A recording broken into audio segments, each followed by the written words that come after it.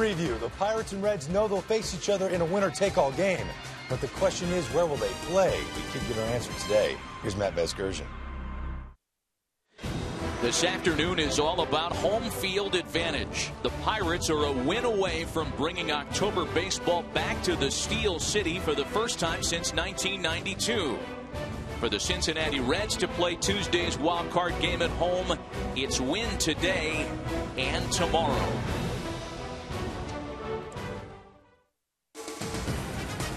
And it is on a beautiful early fall afternoon in Cincinnati that we welcome you to Great American Ballpark. A wild card preview between the Pittsburgh Pirates and the Cincinnati Reds. Welcome inside the broadcast booth in Cincinnati with Tim McCarver, Matt Vasgersian. Game number 161 of 162 in the regular season is kind of an entree for this matchup that we'll watch on Tuesday in the National League wildcard game. Left to be determined, Tim, where that game's going to be played. Hey, the Reds want to stay right here and play it in Cincinnati. Yeah, they do, but I don't think it's as important to the Reds as it is to Pittsburgh.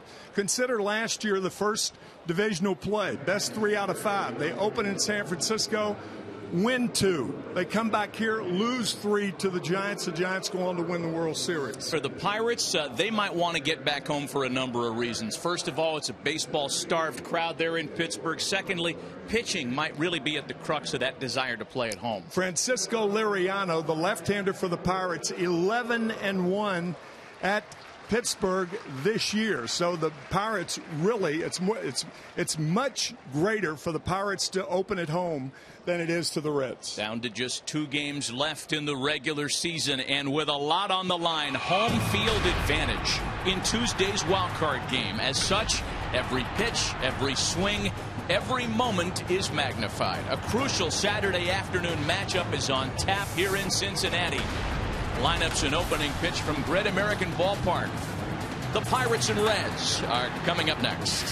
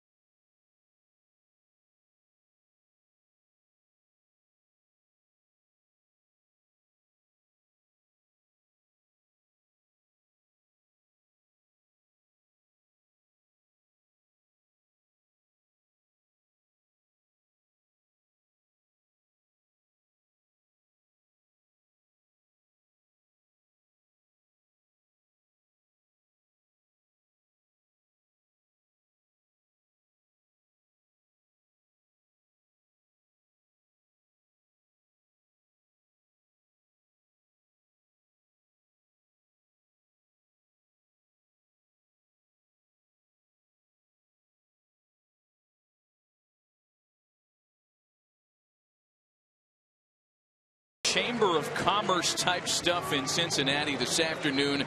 76 brilliantly warm degrees as the season wraps up here in Cincinnati. Let's get you right to the Pirates Taco Bell starting lineup. Sometimes you got to live, Moss. Starling Marte, Neil Walker, and Andrew McCutchen lead it off. The Reds have done a very good job neutralizing Kutch, a potential National League MVP this year. Justin Morneau, Marlon Byrd, and Pedro Alvarez bat 4 through 6. Three-time All-Star catcher Russell Martin's in the 7th hole today. Clint Barmas and Charlie Morton round out the lineup for the Pittsburgh Pirates. Opening pitch is brought to you by Budweiser, the official beer of Major League Baseball. Great times are waiting. Grab some buds. Well, the final weekend of the regular season is underway with plenty of postseason implications, and it is a veteran of the postseason wars on the mound for Cincinnati this afternoon. The 36-year-old, 14-year veteran Bronson Arroyo. And another good year for Bronson. He is in his walk year. He is an innings-eating machine. 4th in innings pitched since 2004. Long ball is a problem. For the 8th year, he's given up over 25 home runs. I'll tell you, this guy will usually go deep into the game. 6th, 7th inning, leave your radar gun behind. Clint Hurdle, very familiar with the Bronson Arroyo's veteran stylings. In his 3rd season as the Bucs skipper, and his plan has come to fruition brilliantly in 2013. Dusty Baker on the other side in the home dugout, trying to get back to the postseason and make a run. He's already back, but trying to go a little bit deeper. This will be the 3rd of 4 years that the Reds would play into the fall. And we're underway this afternoon as the first pitch to Starling Marte is fouled into the crowd. Bucs took the opener yesterday, and both teams knew at the onset of the weekend that whoever claimed 2 out of 3 here in Cincinnati in the final weekend of the regular season would in fact get that highly coveted home field advantage on Tuesday. There's the 0-1 pitch to Marte looking to bunt. It's a ball and a strike. To reiterate what we said in the opening, I think it's much more important for Pittsburgh to have the 1-game playoff on Tuesday night in Pittsburgh because of Liriano's effectiveness. Chopper for the drawn-in Todd Frazier, and he makes the play to retire Starling Marte. There's one gone. Let's take a look at the Reds on defense. Couple of Gold Glovers on the right side of the infield. Brandon Phillips has claimed 3. Joey Votto won the award in 2011. Jay Bruce in right had a terrific year defensively. Only Arizona's Gerardo Parra has more outfield assists. Ryan Hannigan behind the plate this afternoon. So with one gone, it's the switch hitting second baseman and Pittsburgh area native Neil Walker. We'll get into not only a National League wildcard preview, the Pirates and Reds on Tuesday, but we'll talk about that very busy American League wildcard story. Busy's the word. With the possibility looming, Tim, of a 3-way tie at season's end between Tampa Bay, Texas, and Cleveland. And then you'll have to get out your abacus and your calculator and a lot of scratch paper to figure out all these tiebreaker scenarios. This is exactly what the league had hoped for when it adopted the second wild card, and the stretch run in 2013 has not disappointed. 0-2 the count to Neil Walker. Ken Rosenthal is with us this afternoon. We'll hear from Ken in just a little bit on some of the hairy math involved in the wild card tiebreaker formulas. Yeah, it's also interesting to note that there has never been a 3-way tie in the history of baseball. Prior to 1969, the closest baseball came was back in 1964. Had the Cardinals lost to the New York Mets as the Phillies were beating Cincinnati, then it would have been a 3-way tie that year. Walker hanging around as he spoils off a 1-2 pitch. Well, think about how much has changed in baseball between now and when the Pirates last played in the postseason back in 1992. 2 divisions in each league. There was no wild card. There certainly was no second wild card. The Pirates played in the NL East, and they claimed the division over a team that no longer exists. The Montreal Expos finished 9 games behind the Bucs then.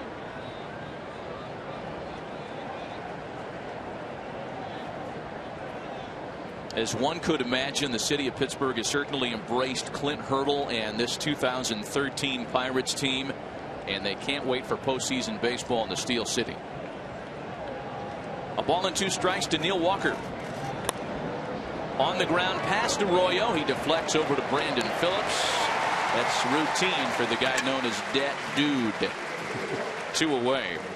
You know, here's a little video refresher of the 21 years in the making between playoff appearances. Garrett Cole was 2.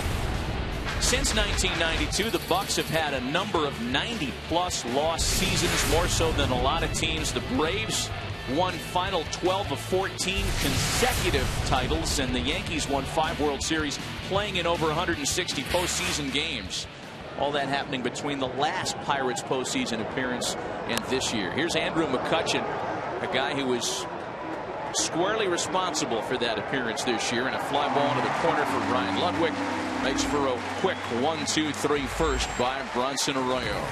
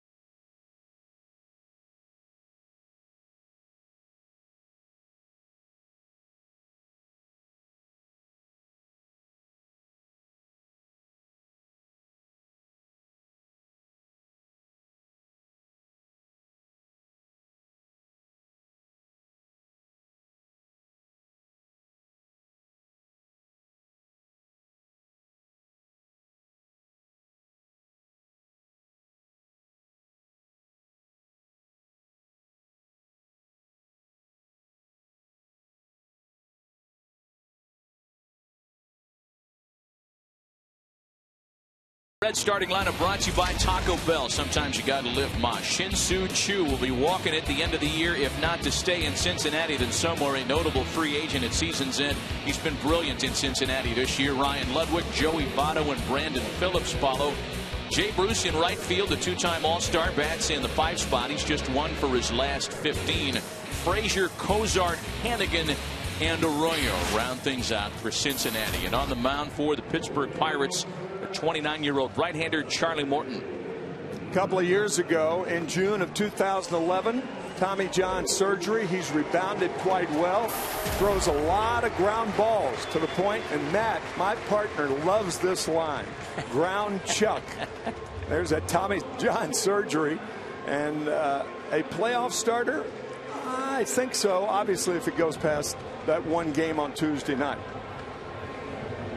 Shin-Soo Choo to lead things off for Cincinnati. You know, Charlie Morton did a long way to improve his postseason stock in his last start. He was fantastic on Monday at Wrigley Field. Went 7 shutout innings and kept the Pirates around long enough to win the ball game. That was the night they clinched a postseason appearance, and Pittsburgh celebrated. So Morton underway this afternoon. Choo, Ludwig, and Votto to start things out. And Shin-Soo Choo, as he's done so many times, punches a base hit back up the middle to start the afternoon. Let's take a look at the Pirates defensively. In the infield, Alvarez, Barmes, Walker, and Morneau. In the outfield, Marte, McCutchen, and Bird. Russell Martin has been a huge difference maker behind the plate. He's back there this afternoon handling Charlie Morton. To elaborate on Charlie Morton, the reason he's called Ground Chuck, over half of his outs are recorded on the ground. He needs one right here for a double play. Ryan Ludwig obliges with some help from Clint Barmas. And the Bucks are fortunate to have gotten it out at second base. Oh, what a play by Barmas. Diving, the ball comes out of the glove, recovers in time to just get Chu at second base. Boy, that was a fine play by Barmas. That was ground sirloin right there. There's Joey Votto now with the man on and one away. Yeah, Ryan Ludwig with a very quick out. Didn't even have a chance to establish the fact that he's batting in the 2 spot for just the second time all year. And it's to the number 3 hitter, Joey Votto now. Part of what Dusty Baker has done this weekend in inserting Ryan Ludwig in the 2 spot is to try to minimize the opponent's opportunity, as I choose my words very carefully, to intentionally pass Joey Votto. Votto's patience is world renowned. He set a franchise record for number of times on base, breaking a long-standing mark held by Pete Rose. So much of that has come via the base on balls, and many of those intentionally. Dusty experimenting with a different formula down the stretch as Votto shoots out and foul. 2 balls and 2 strikes to the former National League MVP. Brandon Phillips has played in that cleanup spot most of the year. Now, obviously, you say, well, if Brandon Phillips is a right-handed hitter, not a power hitter, why not put Jay Bruce there? If you do that, you have 2 left-handers in a row. You don't want to do that either. 3 balls and a strike to count to Joey Votto. Well, Dusty Baker has been without the full complement of tools in the shed for much of the year. Ludwig lost for a prolonged period of time. He'd been without one of his main setup guys, Sean Marshall. He's got everybody back healthy at this point. As Votto takes ball 4, what new? There you go. The question for Dusty Baker is, as he answered it as posed by us yesterday, how close to 100% do I have everybody? For many, like Ludwig, there have not been a lot of games played this year. And this amounts to, say, perhaps May or June.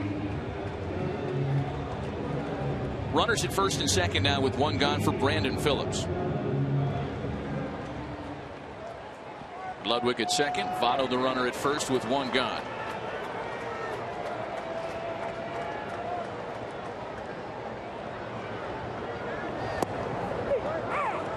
Brandon Phillips with 102 runs batted in. One of just 5 National Leaguers to turn the century mark in RBI. And he has been a real terror with runners in scoring position, a situation like the one he has in front of him today.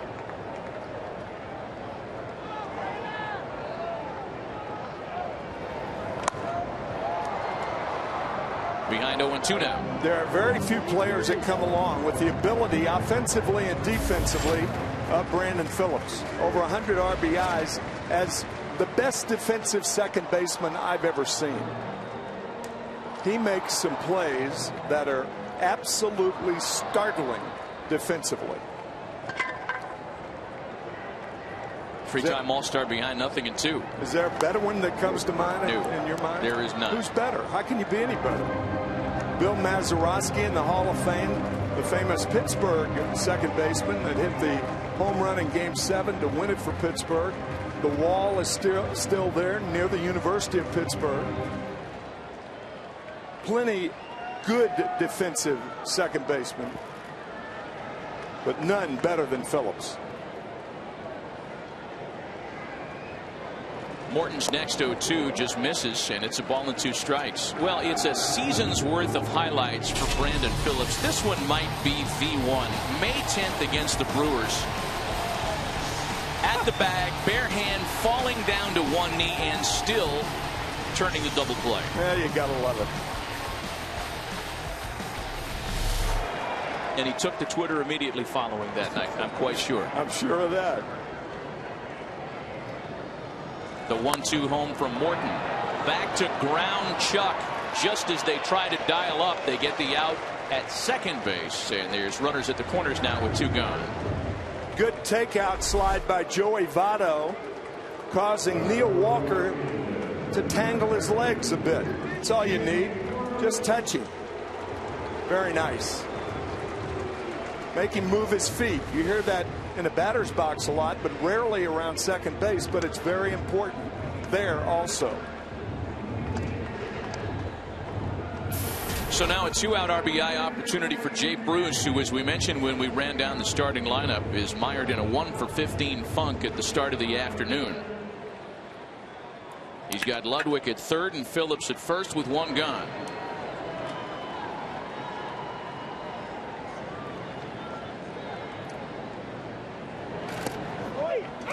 When the Reds score first, they have been notoriously tough to catch this year.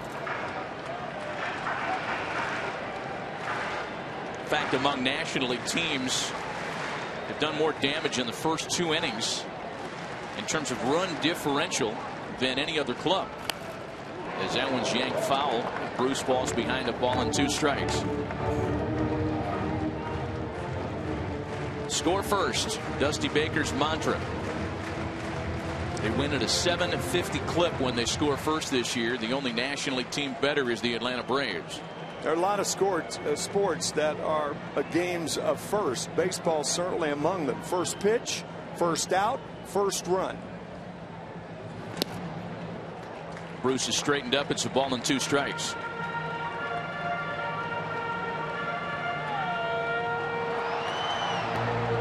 Surprisingly poor numbers for Jay with runners in scoring position this year. And this is a player who, with 30 home runs and 107 runs batted in, keeps establishing new career bests. That one misses in. 2 balls and 2 strikes. You sense a theme here too, Tim, and it didn't take us long to get to this moment. We'll be seeing the Pirates pitching on the inside part of the plate all afternoon, and it's something that Pirate fans have watched all year. Reds fans have watched in chunks. There have been a lot of hit batsmen when these 2 teams have met in 2013. Full count now, 3-2. Getting ahead 1-2. Morton has thrown 3 straight breaking balls that have missed.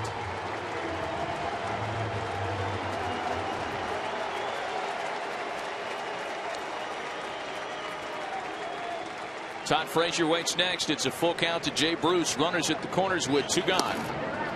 Ball 4, missed the inside corner.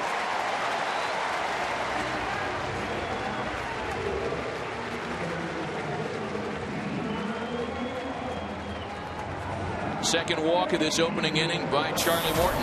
He's already doubled his walk total from 7 innings his last start at Wrigley. Here's Frazier now, whose home run yesterday against A.J. Burnett was a part of the minimal damage the Reds lineup was able to incur. And a bigger opportunity still, bases loaded with 2 gone. 4 home runs in his last 14 plate appearances.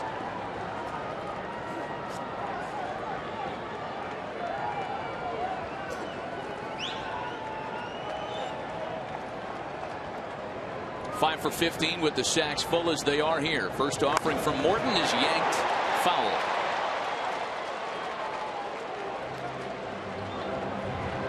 That's situational hitting right there. Said that Morton was ahead of Jay Bruce. He threw 3 straight breaking balls to walking. And Frazier up there looking for the fastball. He got it, but yanked it just a bit foul.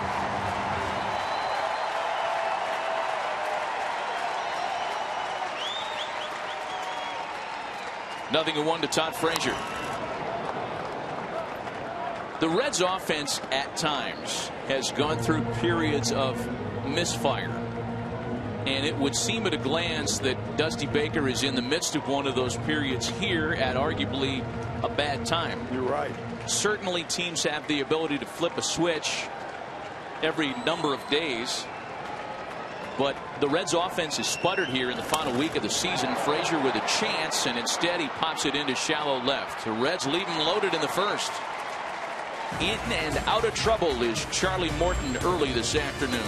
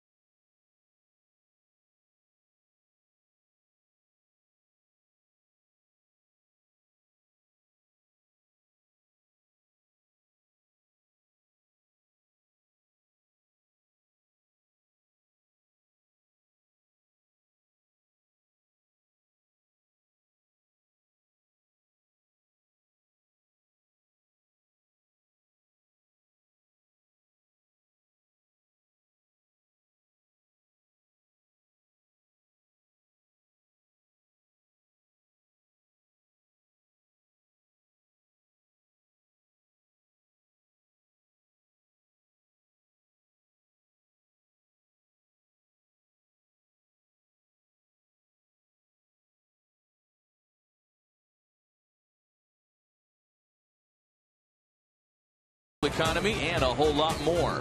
And by Taco Bell, sometimes you gotta live Mas. With Tim McCarver and Ken Rosenthal, Matt Vasgersian back in Cincinnati, where Bronson Arroyo returns to work for the top of the second inning. You'll get the middle of the order for the Bucks: Justin Morneau, Marlon Byrd, and Pedro Alvarez.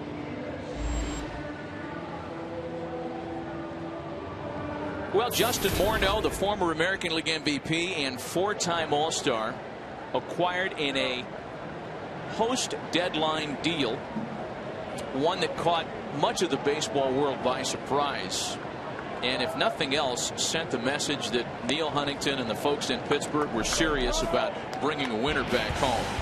And Justin was involved in perhaps the highlight play of the year Monday in Chicago. The tying run about to score in the ninth. Instead, Morneau cuts a throw after a misplay in right and easily is able to throw out Nate Schierholtz, wrapping up the game and a postseason appearance for Pittsburgh. The first time since 1992.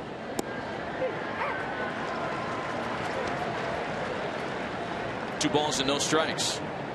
It's been said, Tim, that image and that replay, one that's been shown in Pittsburgh a number of times, obviously, in the last week, is one that finally might wipe the imagery of Sid Bream in 1992 out of the Pittsburgher memory banks. Yeah, that is a good point on the hit by Francisco Cabrera to put the Atlanta Braves in the World Series for the first time in the Atlanta Braves history. Well, as you can tell, other franchises in the area have not missed a beat in the time between postseason appearances.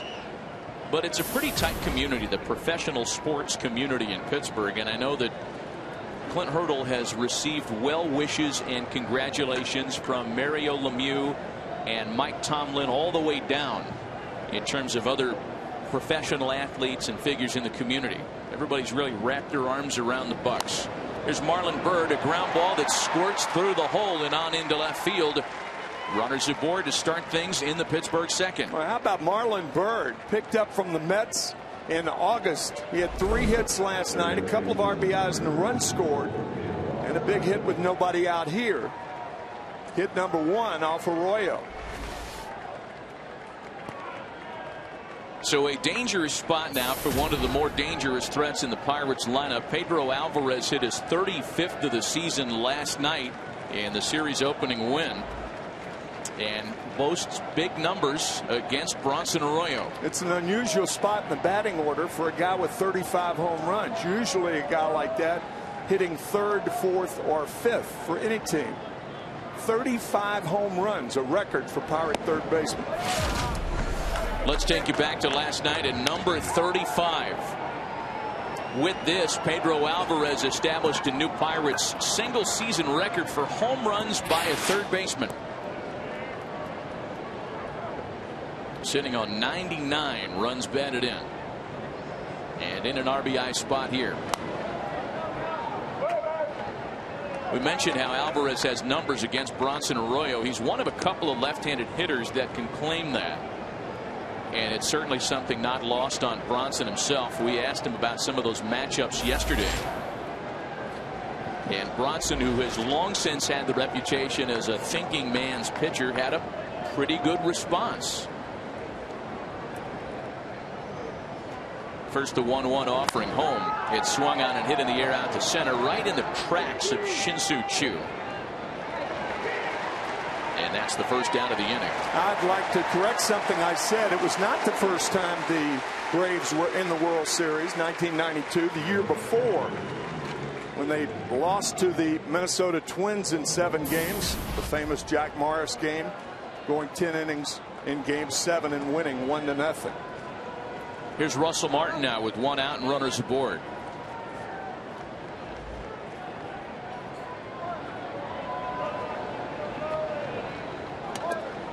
When you look at Bronson Arroyo's splits, there are some definite eye-catching trends. And getting back to some of the trouble he has with the Pirates' left-handed hitters. Lefties are hitting 70 points better than right-handers. They slug 150 points better. There's the dramatic split, if you will. And Bronson explains that by saying, listen, I'm not a guy that can blow someone away with 96 miles an hour. Martin strikes a fly ball to right. And that's the second out of the inning. Tagging up at second is Morneau. He advances to third with 2 gone. So for Bronson Arroyo to win, by his own description, he needs to have a handful of different weapons, whether it's an angle, whether it's a spin, whether it's a particular pitch. And by his description, some of the Pirates' left-handed hitters have eliminated some of those tools, and that leaves him with 1 or 2 ways to get an opponent out. If your resources are that limited, Bronson goes on to explain, you're not going to have a whole lot of chances against a good left-handed hitting lineup. And the Pirates are one of those lineups that have given him fits over the past couple of years. Coupled with the fact that he doesn't throw hard enough to get inside the left-handed batters. And most left-handed batters who are good low ball hitters are also good off-speed hitters. And he's an off-speed pitcher. 0-1 the count to Clint Barmes. A leadoff walk, a base hit, and then 2 fly outs here in the second.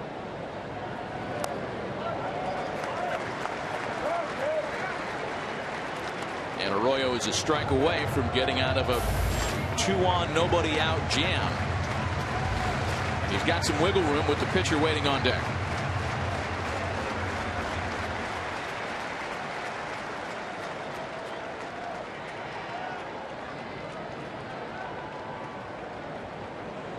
The 2-strike pitch misses the corner, and it's a ball and 2 strikes. Good play by Hannigan, an idea of how sweeping that curveball can be from Arroyo. Look how far outside this pitch is. Yeah, that not only missed the corner, it almost missed the catcher.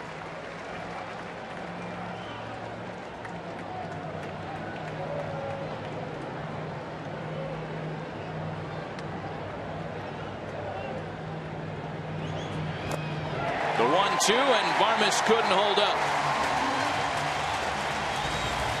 A savvy veteran works out of a jam in the second.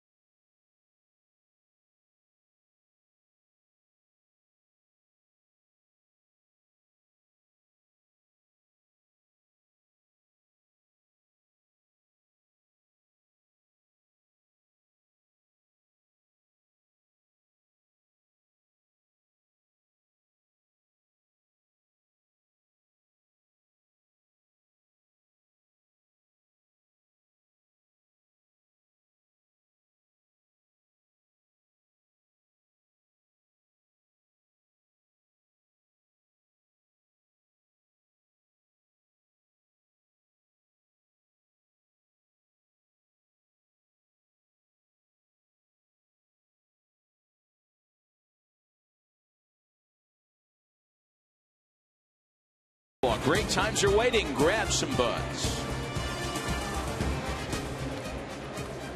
To the bottom of the second, and we check this afternoon's Ford keys to the game.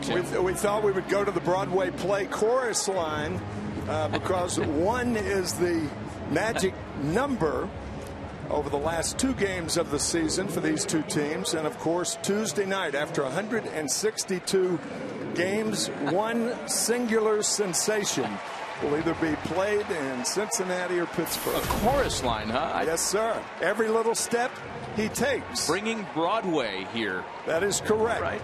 To the hinterland. I thought perhaps you'd go to something like Hillbilly Hand Fishing or Duck Dynasty for today's. No, we don't go into that.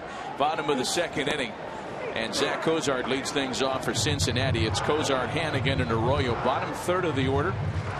Zach Cozart has been amazingly consistent in terms of his OPS this year, but real hot in terms of August.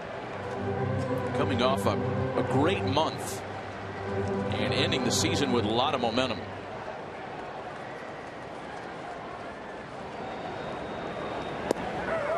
The breaking ball catches him looking, and he is a quick casualty to start things in the second. Charlie Morton does not get a lot of called third strikes. He like Arroyo, is not a hard thrower. Little backup breaking ball to get Cozart. By the way, Cincinnati has their share of Broadway here. The play Ghost is playing here at the Procter & Gamble Theater downtown. Okay. Yep. That's what gave us the idea of that. Why not? I suspect there's some tickets in your future. No, sorry. Ryan, you know, I heard it was very good, but no. Ryan Hannigan swings on 1-0 and swings and misses. It's a ball and a strike. You know, getting back to Charlie Morton for a moment and some of what he's had to go through just to be on the mound here in late September of 2013. Tim mentioned the Tommy John surgery. After Tommy John surgery, there was some shoulder fatigue. As Hannigan taps it to third. Alvarez got to hurry, and there are 2 away. Charlie was a third rounder back in 2002 by the Atlanta Braves. One of 3 players acquired from Atlanta in June of '09 in the deal that sent Nate McLeod to the Braves. That's when some of the health problems occurred, and in remaking Charlie Morton, who, as you can see, gets a lot of those ground balls, as Tim mentioned. His pitching coach, Ray Searage, and Jim Benedict, who's been in the organization from a pitching standpoint, wearing a number of different hats, broke him down a few years ago and remade him closer to the product that you see out there this afternoon. A ball and a strike. The count to Bronson Arroyo.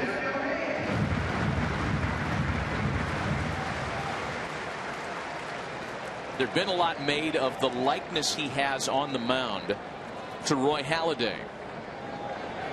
It was no accident, and it's something we'll get into a little later on this afternoon. But here we are, a few years removed from that makeover, and Charlie Morton is no longer the Halladay hologram that he appeared to be a couple of years ago. But he's close, especially from the back, from center field.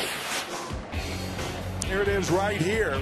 Halladay on the left, Charlie Morton on the right. That's pretty close. That was a couple of years ago. Not as much today as it was back in 2011. And the 2-strike pitch is taken for a called strike 3. A couple of strikeouts for Morton in a 1-2-3 inning. We'll return to Cincinnati after a word from your local Fox station.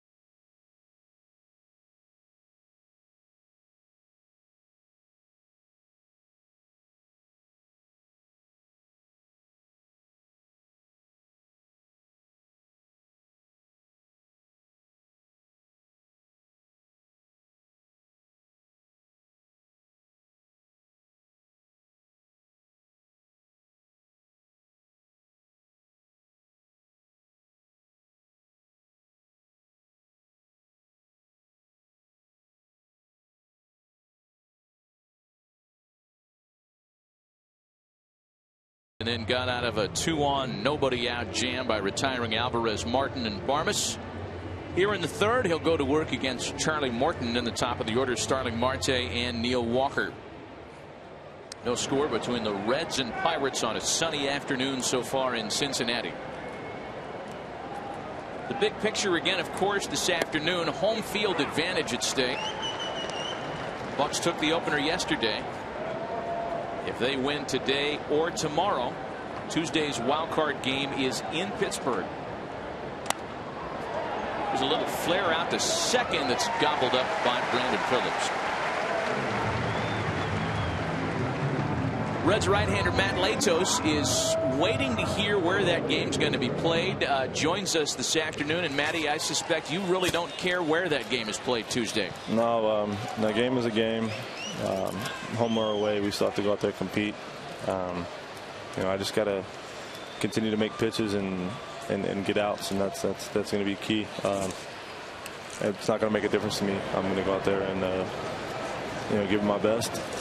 It'd be good to be home, but we got to win. We got to win on the road just as much as we got to win at home too. Matt, has Dusty Baker told you that you are definitely starting on Tuesday night? No, he hasn't come to me and told me that I'm definitely starting. But after the game I threw against New York, it was brought up to me after the 7th how I felt if I could go out there in the 8th inning and throw. I told him I could, and he said, well, we have the little bit of a dilemma of Tuesday's game and and right now, and I think Tuesday's game definitely trumps the game against New York. 0-2 the count home to Starling Marte. Matt, one of the real benchmarks, and I would imagine something that you and your staff mates are most proud of this year, is how well you guys have pitched at home. This place has had a reputation, perhaps well earned, as being an offensive paradise, but you guys have really thrived at Great American Ballpark. How has that gone down for you this year? It's been good. Just making the adjustment. Like I've said before, with San Diego, it was more of me having to be a thrower. When I was younger, I could throw the ball 98 and wasn't really too worried about the ball leaving the yard quite as much as it does here. So I had to learn how to pitch here, and I think that's definitely made me a better ball player. Hey, well, listen, we feel like we're getting in the way of the seed eating this afternoon. How those seeds treating you? They're good. They're bacon ranch, and can't go wrong with anything with bacon, huh? Well, enjoy the bacon ranch. We will enjoy you on Tuesday, should you be the guy, which is what everybody suspects. And best of luck the rest of the way, Matt. Thanks for the visit. I hope so. Thank you guys very much. Bacon ranch seeds. That's a new one. The game has changed. It has. Used to be just a dash of salt. Now it's bacon ranch. 2 out, bases empty for Neil Walker. He grounded out in his first try against Arroyo earlier this afternoon. Bronson set down 5 in a row now after yielding the single to Marlon Byrd. A ball and a strike. We alluded to it in the discussion we had with Matt Latos, how good the Reds have been at home this year. A 3.24 home ERA. The best by a Reds team since 1992. Throughout their history, the Reds have never been a team known for pitching. Never. 3 14-game winners this year, the first time since 1975. Who was it? Don Gullett? Jack Bellingham. I'm missing the third one. Max.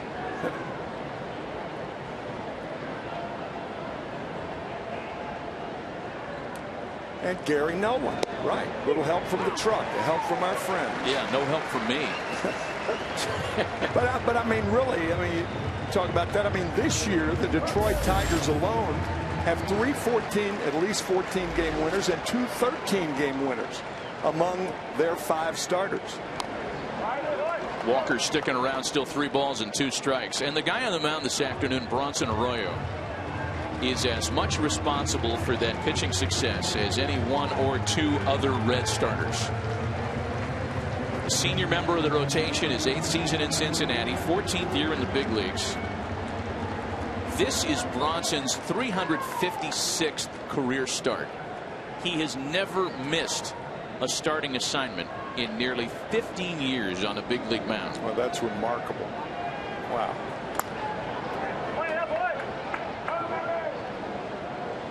His will be one of the free agency cases starting as soon as the World Series ends that I think will be among the most interesting. Again, he's not a guy that's going to knock you down with 96 miles an hour. He's going to knock you down by going out there every fourth or fifth day. And therein lies his value. That's well hit out to right center. Chu is on the move. He looks up, and that ball is gone. Number 15 for Neil Walker.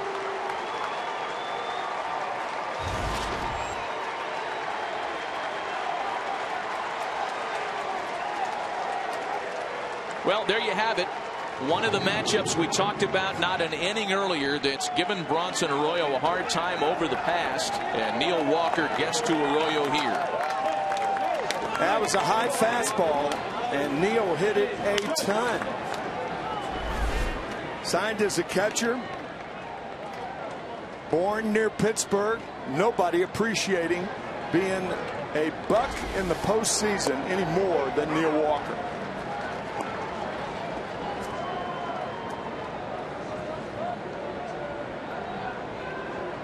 So now Andrew McCutchen after the 2-out home run. And McCutchen follows with a drive to left center field, and this one is gone.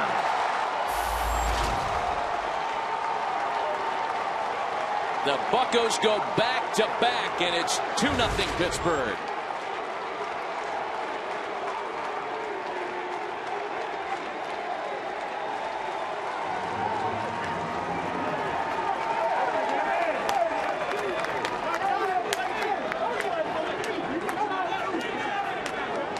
Back-to-back home runs. First, Neil Walker. High fastball. Gone. Andrew McCutchen. High breaking ball. Gone. 2-0 Bucks.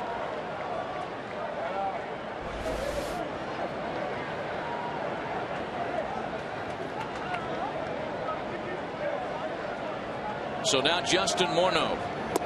Boy, and that home run for Andrew McCutchen, number 21 on the year.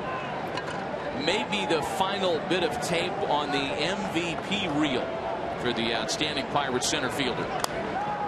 Crowded field of candidates this year, but according to many, Andrew McCutchen might be the guy that gets more consideration. Yadi Molina is going to get talked about. Yep. Matt Carpenter, Paul Goldschmidt in Arizona, most deserving. And McCutchen is every bit in that conversation. You put Clayton Kershaw in that group too. Here are both home runs. One a fastball on the right, the one to Walker, and the breaking ball to McCutchen. Both balls right below the letters. Kershaw last night. Clayton Kershaw with a 1.83 earned run average now will finish the season for the Dodgers. First starting pitcher for the Dodgers to finish the season under 2 earned run average since Sandy Koufax in 1966. That's pretty good. On the ground and past Joey Votto, a base hit for Morneau.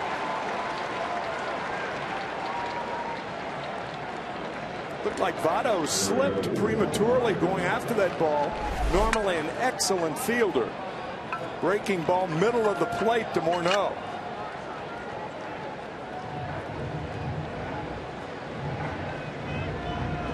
I think he slipped. It looked like his right leg came out from under him. So back-to-back home runs and then the 2-out single, and that draws Brian Price, the Reds' outstanding pitching coach, out from the home dugout. Marlon Byrd will be the batter with the man aboard.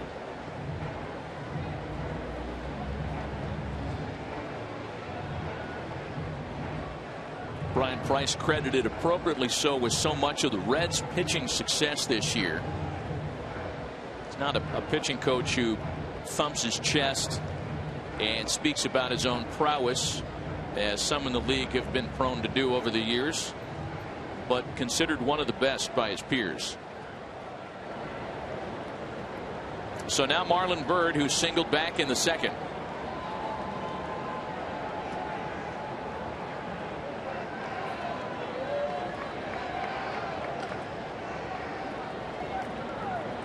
Bird's base hit earlier today makes him 4 for 5 in the series and means that he's hit safely in 8 of his last 9 here at Great American Ballpark.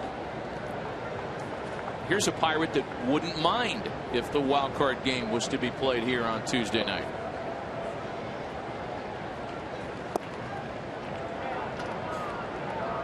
Ball and no strikes to Marlon Byrd.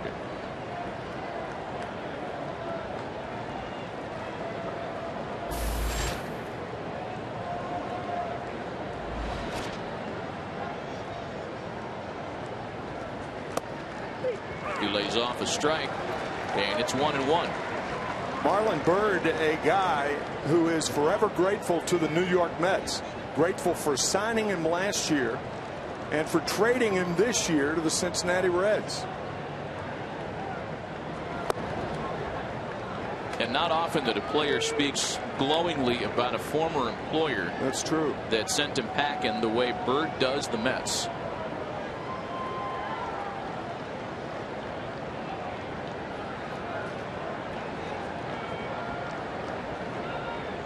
Morneau the runner off first as Byrd grounds it to shortstop. Kozar had it played well, and that'll wrap up a 2-run third. A couple of long balls get to Bronson Arroyo. Number 15 for Neil Walker, number 21 for Andrew McCutchen, and it's 2-0 Pirates.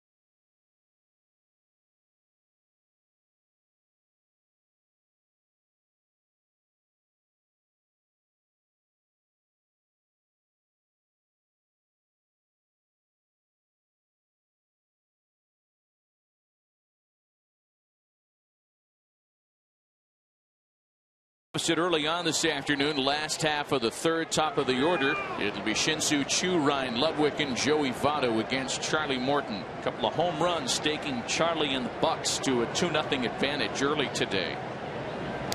And something that's just happened all year.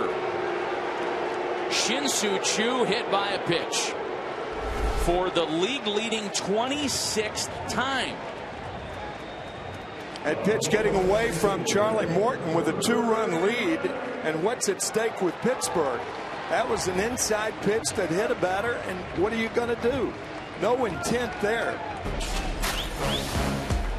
Shin-Soo Choo, 6 times by the Pirates. That one was number 7. That's a breaking ball. That's a cut fastball. That's a cut fastball. And that's what Clint Hurdle was saying. Nobody talks about how many breaking balls both teams have hit. Well, it's a total that's really caught people's attention as Ryan Ludwig bunts foul. The fact that there have now been 27 batters hit this year between the Reds and Pirates. And that's the most of any season series by any two teams. Red Sox Yankees, not a surprise to see them on that list. The Pirates and Cardinals have also combined to hit a lot of players. And it's really been a theme when these two teams get together. The Pirates have been in the middle of a lot of this with not only Cincinnati, but with St. Louis, as you saw. And Clint Hurdle defends a lot of that. Hey, listen, we've got to work inside, is what he tells critics, and told Tim and Ken and I that this afternoon. Ken, as we check in with you for more on this is something that is kind of by design with the Pirates this year. Absolutely, Matt. It is part of their organizational philosophy.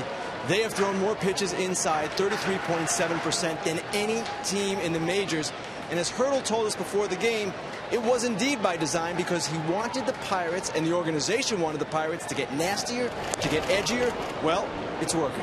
People who criticize the Pittsburgh Pirates should criticize the critics, not the Pittsburgh Pirates.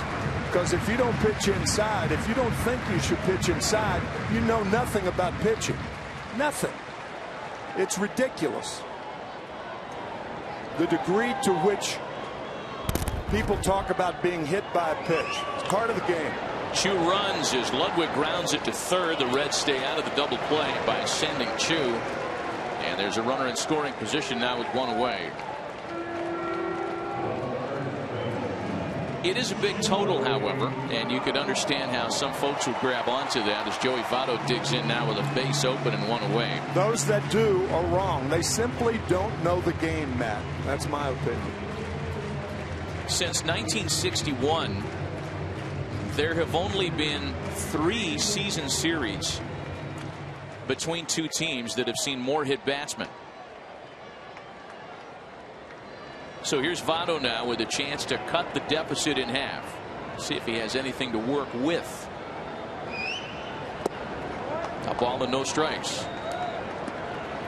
You know, we asked Dusty Baker about the same thing yesterday, and he responded in kind. Listen, we play this team 19 times. They're one of our chief competitors here. We have to be aggressive as well. And then, of course, when you pitch Joey Votto inside, as that one gets away from Russell Martin, Chu advancing to third. Excellent base running by Chu. That ball staying right there, and Russell Martin couldn't find it. The minute he turns around, Chu takes off. Very good base running by Chu. Reds with a chance to pick up a cheap run here with a ground ball. Sacrifice fly. Immediately did Chu run. Scored as a wild pitch, charged to Charlie Morton.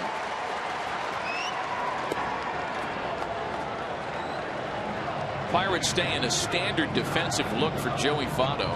This is a player that they have put on a right heavy loaded shift for much of the year. So does this tell you that Votto's not going to see a strike to swing at here, Tim? Probably not. 4-pitch walk indeed. Runners at the corners as we check in with Greg Amsinger back at the MLB Network studios for a Pepsi game break. Greg. Matt, thank you. Let's go to Toronto. Jay Happ on the hill. This is too hot to handle at third base for Brett Laurie. He's going to score a run. Will Myers comes through. A big stage for the rookie. It's 1-0 bottom 3. Will Myers just 22 years old, which means he's only 8 years younger than today's broadcasting birthday boy. Happy birthday, man. Thank you, my friend. Oh, I didn't know that. Nice going. We're keeping those secrets. Trying to keep it a secret, yeah. But another year closer to 90. Runners at the corners here with one away. Hope you make it.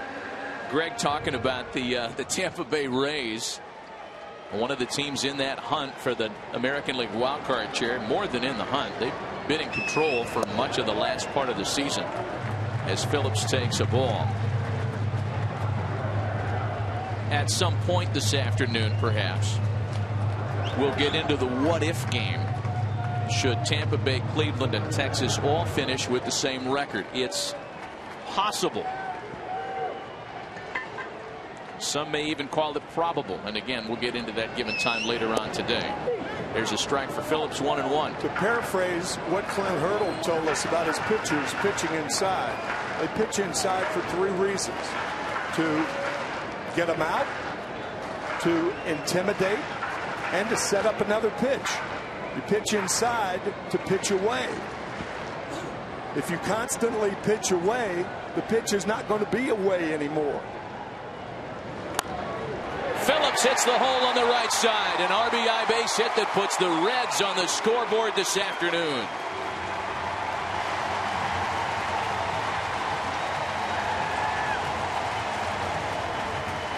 I think Joey Votto probably tries to go to third base with 1 out, had he not had to allow the ball to go through in front of him. That slowed him down just enough.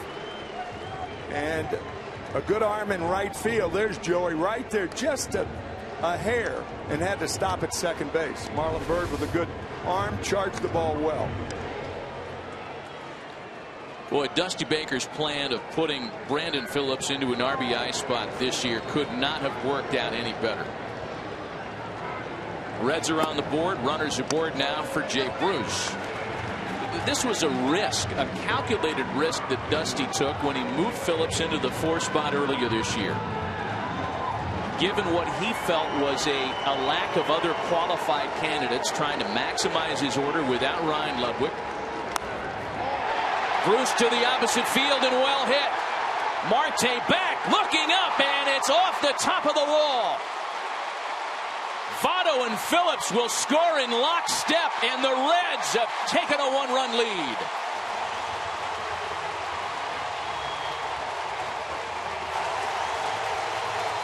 What you're seeing right here is why you don't hit the leadoff man with a 2-run lead. That's exactly what you're seeing in this inning. Jay Bruce, a double with 2 on. Both runners score. The Reds take the lead. And the first guy to score in this game was Chu, the first hitter in the inning. Here it is right here on the first pitch. Now, anybody who thinks that's intentional is foolish. Boy, and Bruce misses a 3-run home run by about a foot up the wall. And take a look at how close Votto is, or Phillips is to Votto, rather. Like he's on a rope there, that close. Cincinnati with their first lead of the afternoon. And now Todd Frazier with an opportunity.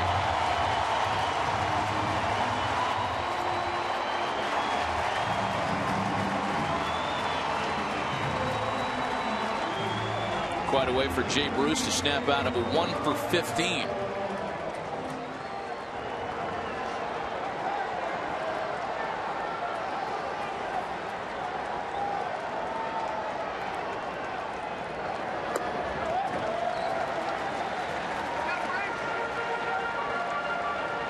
Ball and no strikes to Todd Frazier.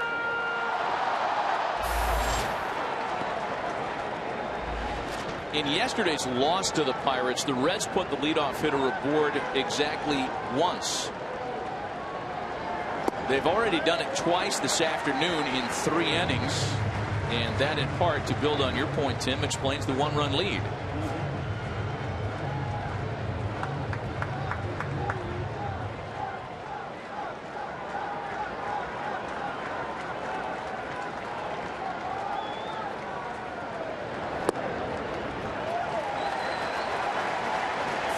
And no strikes to Todd Frazier. That's what happens when a couple of guys hit balls hard. A pitcher has a tendency to be a little too fine in the strike zone.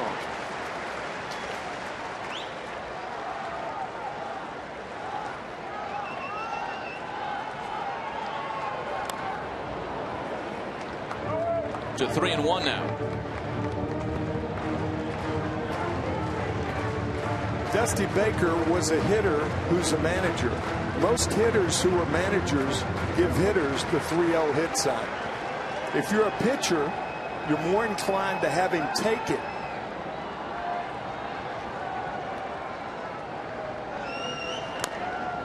Full count now, 3 balls and 2 strikes to Todd Frazier. You know, getting back to Dusty Baker's satisfaction with the job Brandon Phillips has done as a cleanup hitter. That was a move that a lot of people poo-pooed at the time.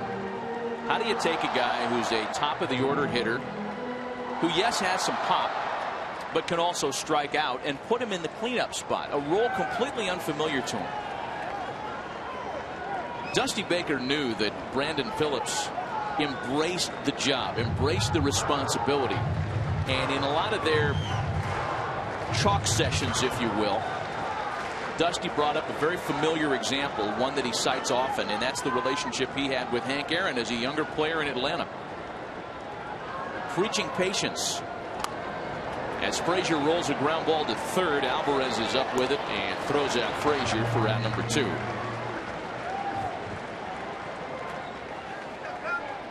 This afternoon, another full day of college football on Fox and Fox Sports 1 as Louisiana Tech takes on Army from the Cotton Bowl on Fox Sports 1. Then on Fox, a Pac-12 battle between Arizona and number 16 Washington. The Huskies looking to stay undefeated. Fox Sports, your home for college football all season long. To find Fox Sports 1, go to foxsports1.com now. So 2 away for Zach Cozart, trying to pick up Bruce at second base. We're talking about how hot Zach Cozart had gotten in late August, say early August. Over a 34-game stretch starting in about the middle of the month. A slash line of 310, 336, 442. His best stretch of the season, though his OPS has stayed relatively robust all year long. And if not robust, I guess consistent is the best word.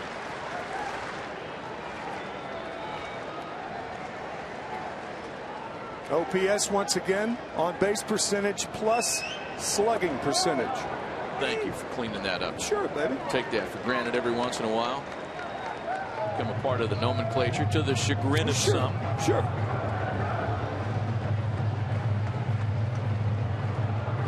A ball and 2 strikes, the count to Zach Cozart. 3 in the inning for Cincinnati.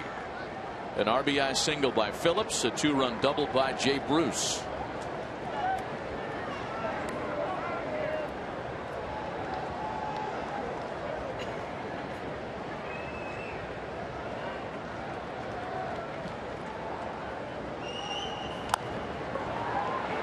Back to Morton.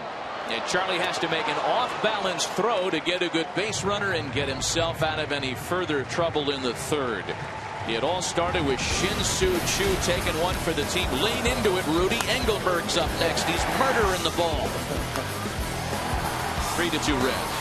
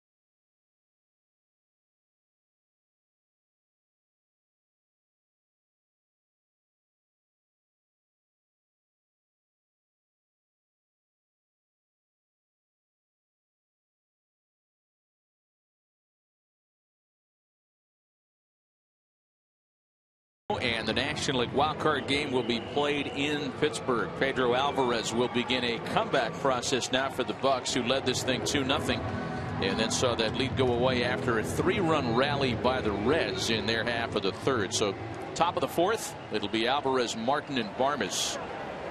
Big reason as to why the Pirates were able to claim game one of the series yesterday and put themselves a win away from a playoff game at home was A.J. Burnett, who won his 10th game of the year last night. Oh, my. Pedro Alvarez swings to tie it up at 3 apiece. A.J. joins us live this afternoon. They might not let you put the headset down, A.J., if this continues. Yeah, I know. He's got to, hey, you got to tell him to run down here. You got to tell Pete to come down here. Number 36 for Pedro Alvarez. Wow. I mean, I'll wear it all day if that's what it takes. 3 home runs by the Pirates. A fastball up in the zone, a breaking ball up in the zone, and a changeup up in the zone. AJ, you made this place look a lot bigger last night than it's looking here today. Talk about your night last night here in Cincinnati. Oh, man, it was fun. It was a good time. It always is competing against this lineup. You know, they got a bunch of gamers out there that go out there and take professional bats every time, and you just can't let up on them. You know, one pitch here and there. And excuse me, guys, I got to do my Toro. Hey, please go right ahead. There we go. Time we've seen that. Who originated that? You or Pedro? Me and Kutch were talking about it. You know, we figured Bull needs something to run through. So, and there's a lot of red here, and Bulls don't like red. So, but you know, just getting balls on the ground. You know, I had guys in the outfield running everywhere. You know, Monte made a great play, had a big double play up the middle, and it just seems like when I needed to make a pitch, I was able to make one. You know. Well, the guy that's at the plate right now, AJ, I know that you have worked with a lot, and he's being given a lot of credit for your overall pitching success, not just with you, but with the whole staff. Talk about the role Russell Martin has played with this year's Pirates.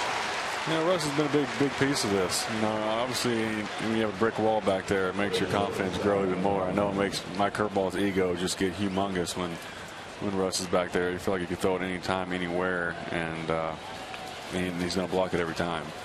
You know, I think we joke around all the time. You know, I'm going to get one by him one of these days. Hopefully, you know, it's in spring or it's not an important game, but I'm figure out a way to get one by him here soon. But he's just a pro. You know, he doesn't take his at bats to the field.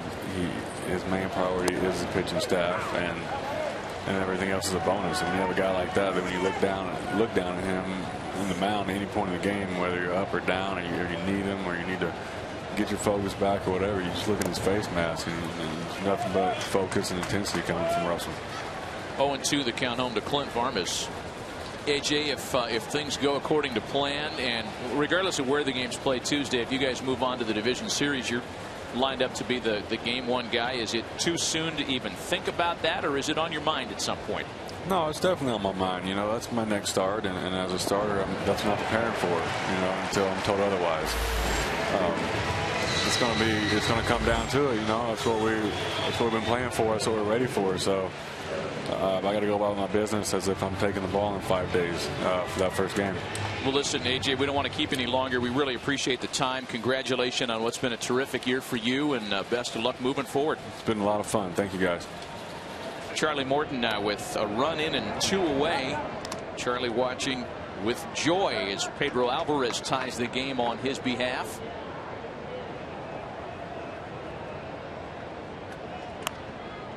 And on one soft hop for Zach Kozar. Not before the third solo shot of the afternoon has brought the Pirates back to even. Home runs by Walker, McCutchen, and now Pedro Alvarez have us tied at 3.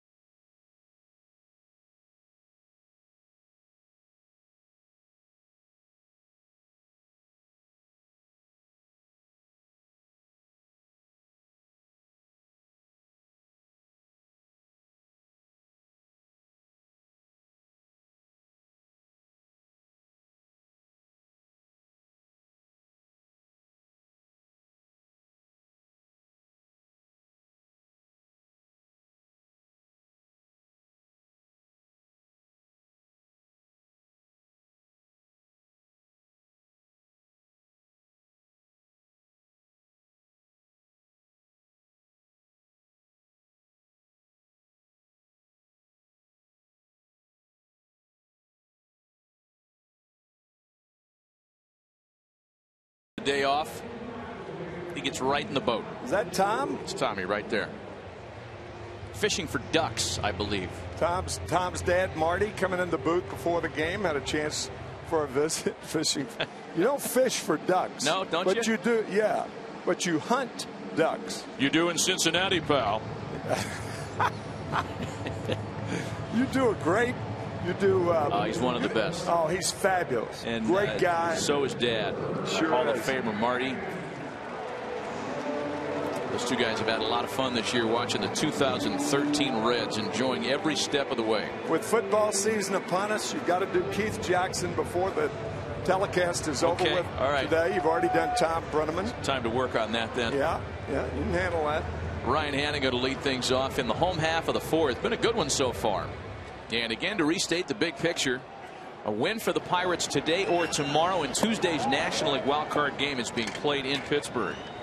The Reds need to win today and tomorrow to keep the NL wildcard match here in Cincinnati. Hannigan, Arroyo, and Chu here against Charlie Morton. All the Cincinnati damage came by 2 swings of the bat in the third. Phillips with an RBI single, Bruce with a 2-run double. 3 solo shots explain the scoring for Pittsburgh so far.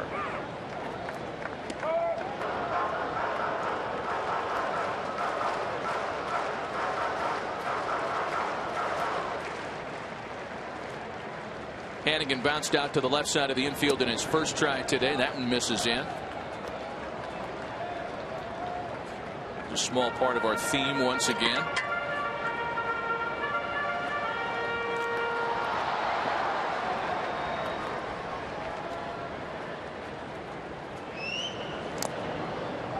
And a wave and a miss.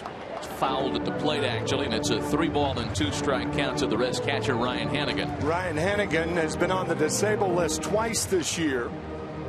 Once with a strained oblique, and the other time with a sprained left wrist. You know, the one thing you never see catchers get, or rarely, hamstring pulls. It's on the ground. Weakly hit to third. Alvarez has to hurry with a bare hand. Gets it there just in time to retire Hannigan. Well played.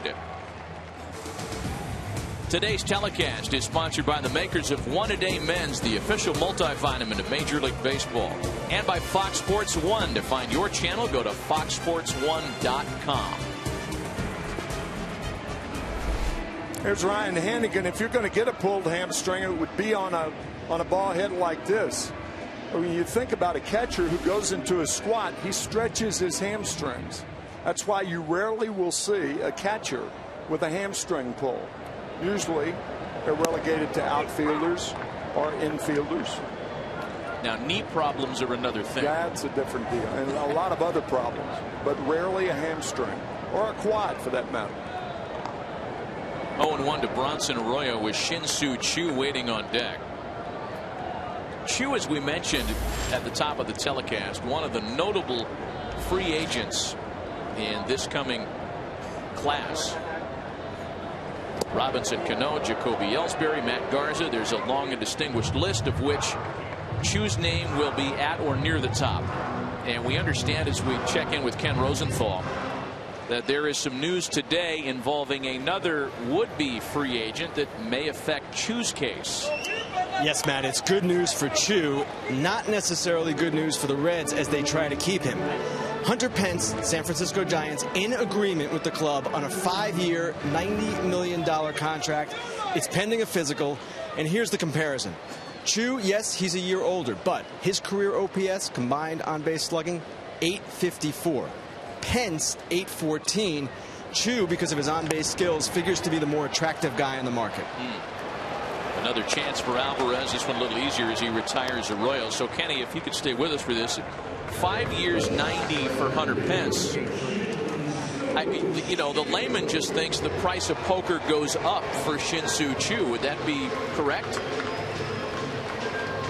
That would be correct. And keep in mind, this Pence deal, Matt, is not a free agent deal. He did not go to the open market. Chu, represented by Scott Boras, will go to the open market. He lives in Goodyear, Arizona, where the Indians and Reds train. He may prefer a West Coast team that trains in Arizona. But that said, it's probably a situation where the most money will win. And talking to some Reds yesterday, they felt that he's going to get 7 years. We'll see. Well, the Reds have been able to strike long-term agreements with a lot of their core players. With Joey Votto, with Brandon Phillips, most notably. I guess the question is how much is left in the coffers for guys like Shin-Soo Choo and Bronson Arroyo. A ball and a strike to count here to Shin-Soo Choo. When you look at Choo statistically, and Ken talked about his OPS, there are a number of ways to slice it up. And with each carve, Choo looks better and better. He's reached base safely in all but 15 of his 153 now games this year. Only 15 games of 153 that he's been kept off base. He hits for power, 21 home runs. He runs 20 stolen bases. General Manager Walt Jocketty of the Reds is saying, Matt, that's enough. All right, Ken, that's enough. Driving the price straight up. Well, we don't mean to make anybody uncomfortable. However, and there's ball 4 to Choo. He's been on base all 3 of his plate appearances this afternoon. The new season of The Ultimate Fighter is powerful, relentless, epic, and just getting started. Catch the show critics say delivers the goods and see why they call Ronda Rousey and Miesha Tate the new best rivalry in sports. Get hooked on the show everyone's talking about. The Ultimate Fighter, all new Wednesday on Fox Sports 1. To find Fox Sports 1 on your provider, go to foxsports1.com now.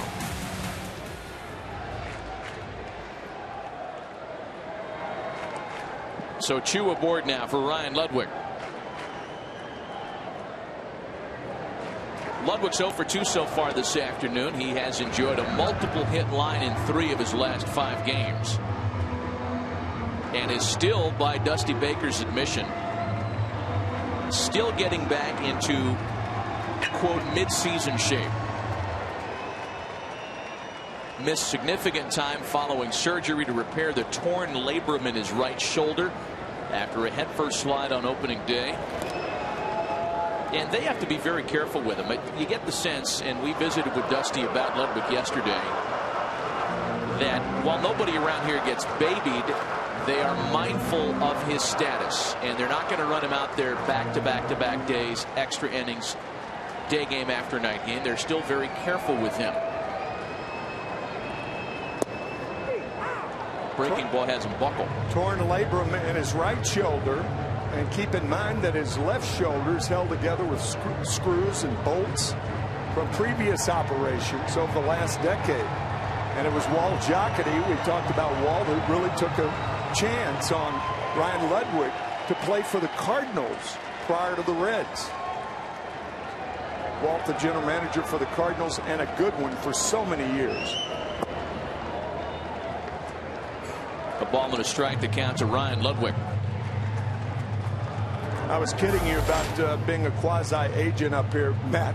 But, you know, I mean, the money that is being handed out today and the fact that baseball is on such sound fiscal footing, an indication of why they can pay the salaries that they pay. Right.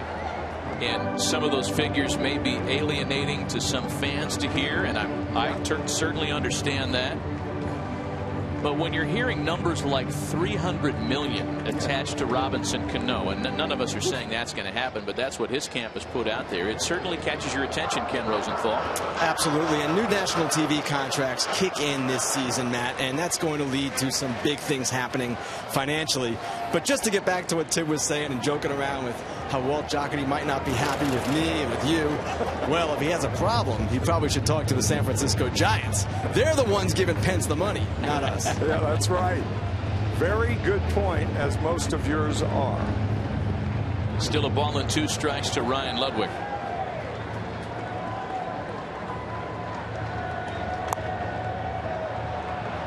Popped up Morneau hoping for a play in foul territory, which he will have to retire the side. Andrew McCutchen bats third as we go to the fifth, tied at 3.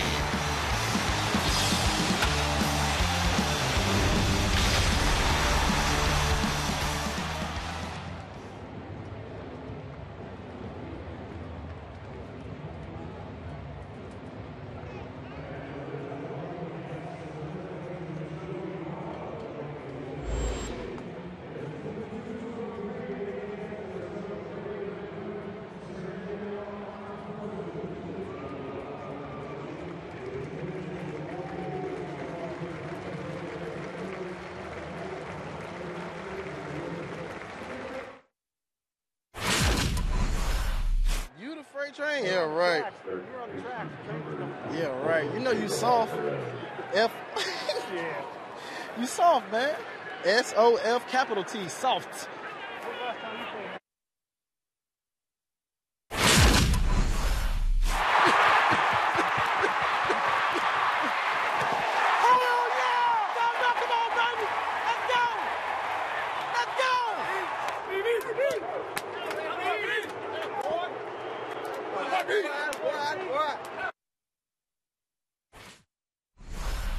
You the freight train? Yeah, right. Yeah, right. You know you soft.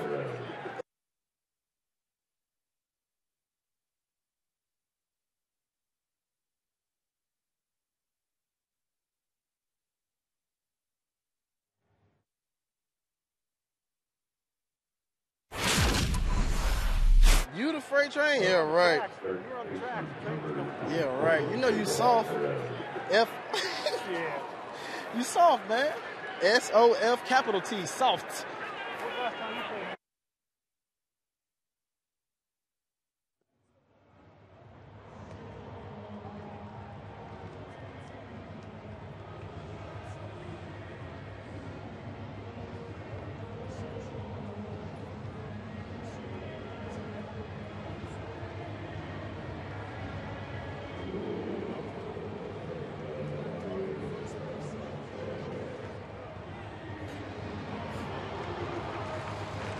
A 3-3 ball game, top half of the fifth, top of the order for Pittsburgh against Bronson Arroyo, Starling Marte, Neil Walker, and Andrew McCutchen. 3 solo home runs for the Bucks, courtesy of Neil Walker, McCutchen, and Pedro Alvarez. All 3 of the Reds' runs come in the third. Apparently, Walt Jocketty has had the volume knob removed from his television set this afternoon, Tim, in order to minimize our nonsense and stop interfering with the business he's trying to conduct. Yeah.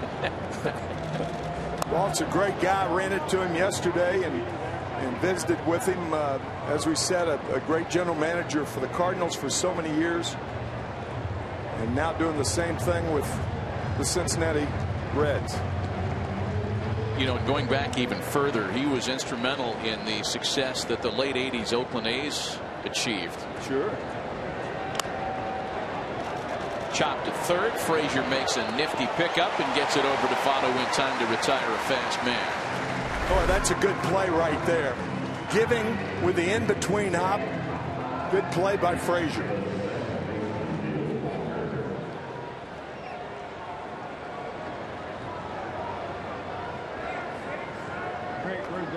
Not a lot of time to waste with Starling Marte running the bags. So here's Neil Walker now.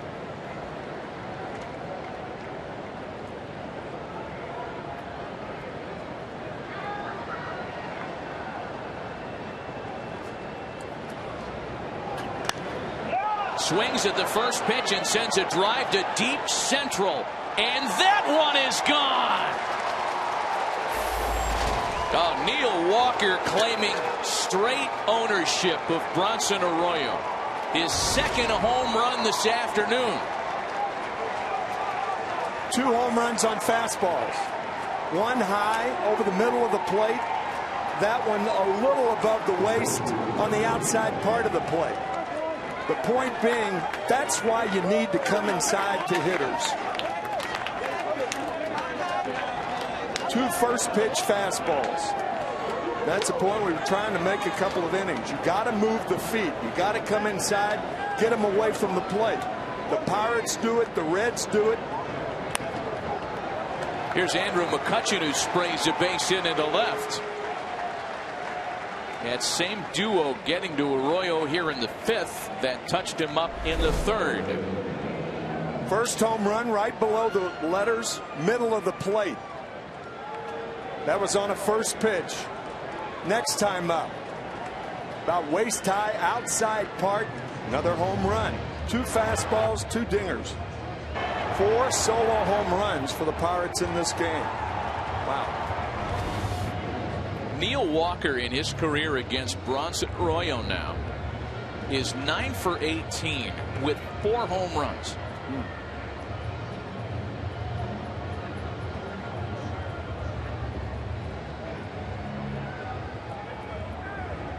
All the guys who hit home runs want to come back and say how they did it. If that were a fielder's choice, he wouldn't be going through his stance right there. The left-handed specialist Sean Marshall's up in the Reds bullpen. You know, we throw around some of these matchup numbers every once in a while when there isn't really a good representative sample size. There's just not enough to make a definitive statement if a guy's 2 for 6 against somebody. But when you're 9 for 18 with 4 dingers, I think we can draw some real definite conclusions there. And if those at bats are recent, sometimes those numbers are deceptive, because if a guy's played for a long time, some of the numbers could be derived from 8 years ago and not recent numbers. Neil Walker's most recently is 2 for 2 with 2 home runs against Bronson Arroyo. 0-1 the count to Justin Morneau, who's walked and singled today.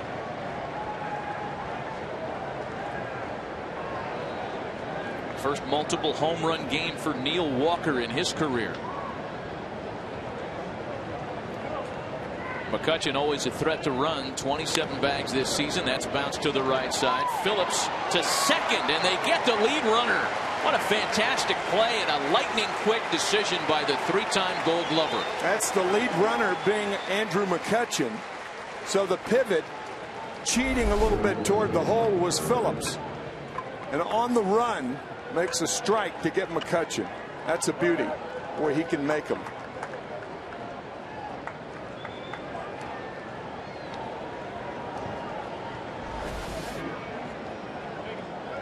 So it's Morneau at first with 2 away now, and that'll bring back Marlon Byrd, who has singled this afternoon.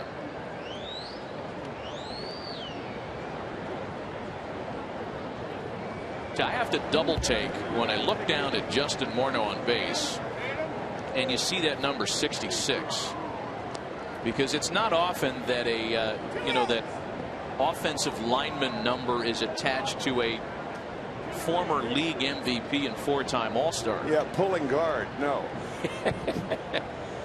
Number 33, of course, worn by Justin in Minneapolis, and that number is just not available in Pittsburgh because it's retired in honor of Hannes Wagner. So Justin thought after the trade from the Twins, that what's 33 times 2? Let's at least keep the math in check. 66. A lot of folks thought that he was coming to Pittsburgh and he wanted to pay homage to Mario Lemieux. That's not the case. He just wanted as round as he could to 33.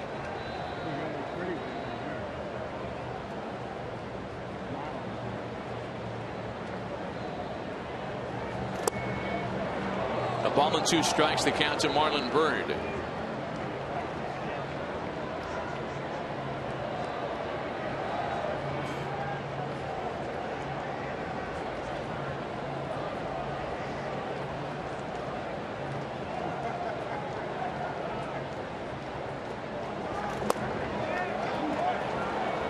To 2-2 now.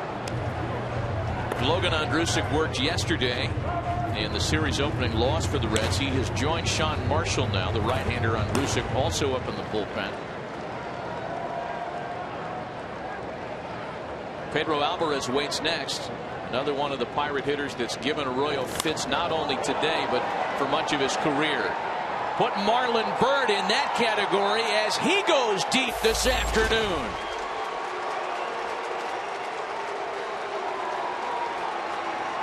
5 home runs by Pittsburgh hitters. And that will likely signal the end of the afternoon for Bronson Arroyo.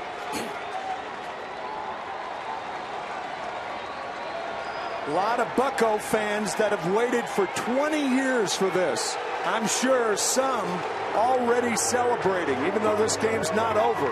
5 home runs given up by Arroyo today. That is the most he's given up in any game this season. Marlon Bird's 24th of the year has made it 6-3 Buccos.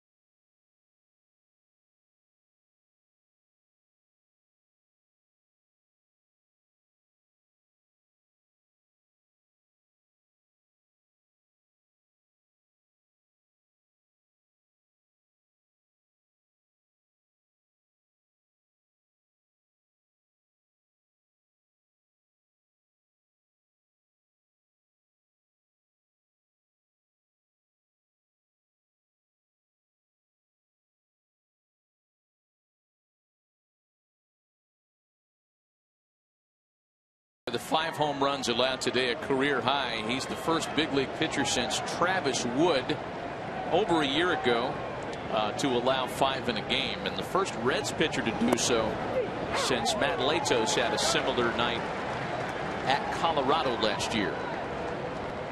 So all that having been said, it's Sean Marshall that takes over here to look for the final out in the 5th, and he'll face Pedro Alvarez, who is responsible for 1 of the 5 home runs this afternoon.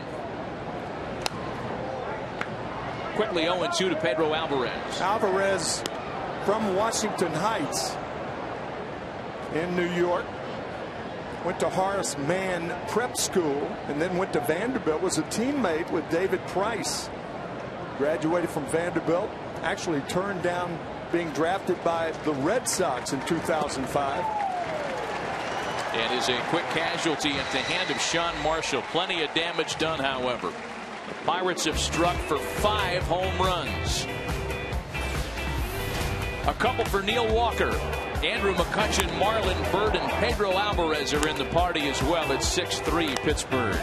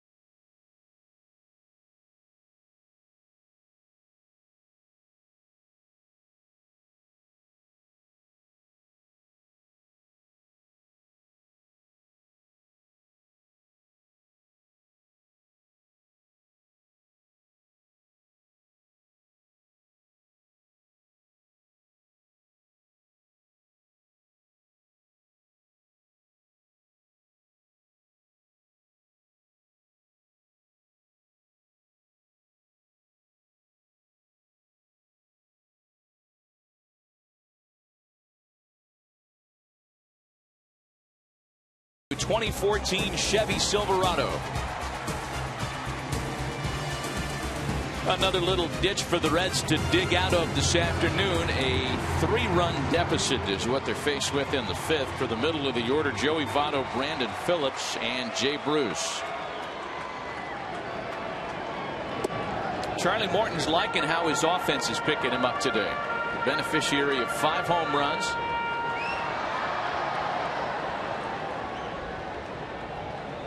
He did not have a whole lot of offense to work with in his last start Monday. Didn't get a decision in that 2-1 win, the win that put the Pirates back in the postseason for the first time since 1992. Things a bit more comfortable for him today so far. Comebacker, Morton knocks it down, can't find it. And by the time he can, Joey Votto has scurried in safely at first base. An example of why it's good to run hard from the batter's box. You'll pick up an infield hit every now and then if a fielder loses the ball after it touches his glove. And that's the case right here. Votto running hard. An infield hit for Joey Votto to start the 5th. Joey Votto on base again. There's Brandon Phillips now. Votto has walked twice and singled today, doing nothing to hurt his ranking as the National League's on-base percentage leader. You know, the guy who ran the hardest out of the batter's box on every single ground ball, even on the rare times that he hit the ball back to the pitcher? Number 21 with Pittsburgh, Roberto Clemente. Never did I see him, never in 13 years, not run hard to first base. That's a foul ball as it clips Phillips on its way out to Pedro Alvarez.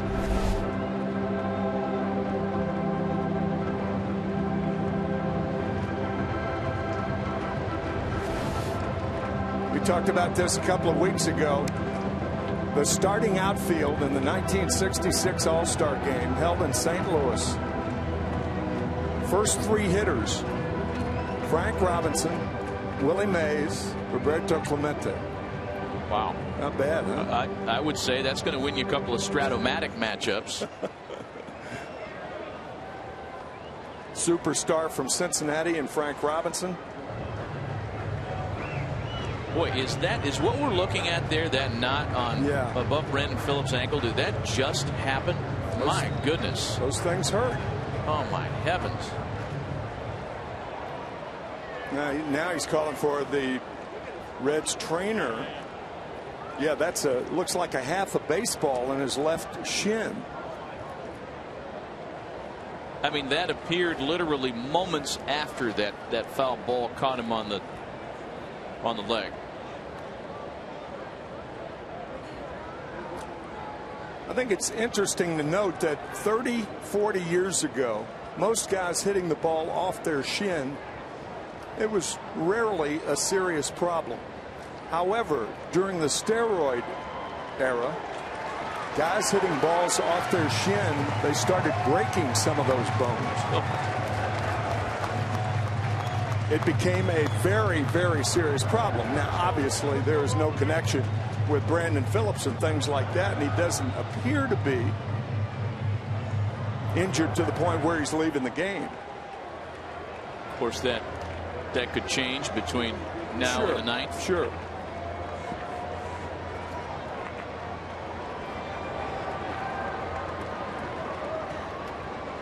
So back to work. The 1-1 pitch to Phillips is swung on and missed. You see this oftentimes. The guy will try to hero his way through the rest of the at-bat, and then the idea of being hurt for perhaps more than a day gets the better of them, and they'll decide to pull themselves out. And you could understand if that would be the case with Phillips at this point, looking at that onion on his shin. Hey, there's a base hit. See if Dusty Baker elects to pinch run. I think he's going to pinch run for him right now. We'll see. Boy, he is. Looked like Dusty made a move of some kind to the end of the dugout. Not running hard to first base. And exactly as you thought, Tim. Here comes Cesar Izturis. That makes sense. I mean, why take a chance?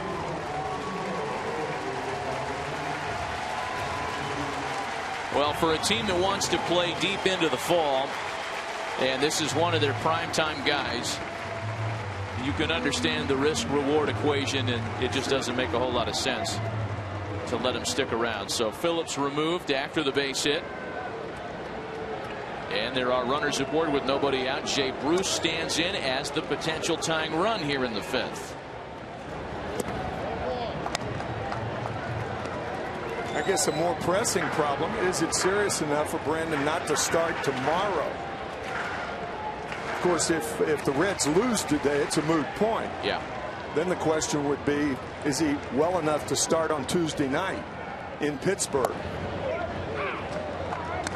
Yeah, if the Reds are unable to come back this afternoon, I think tomorrow's line score and box score is going to be a little different looking. Oh, yeah.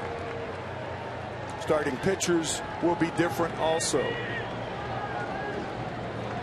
The 1-1 home to Jay Bruce is swung on and missed.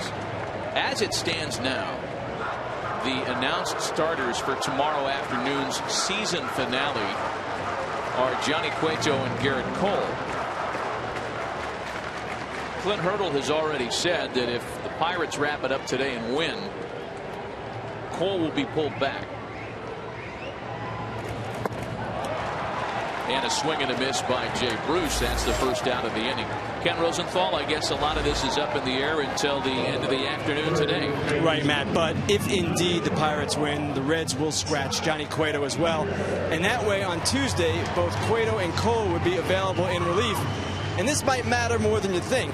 I was talking to Clint Hurdle about this yesterday, and he said, hey, I'm the guy who in 2007 managed a 13-inning National League wildcard tiebreaker, and the next year, in 2008, managed a 15-inning All-Star game.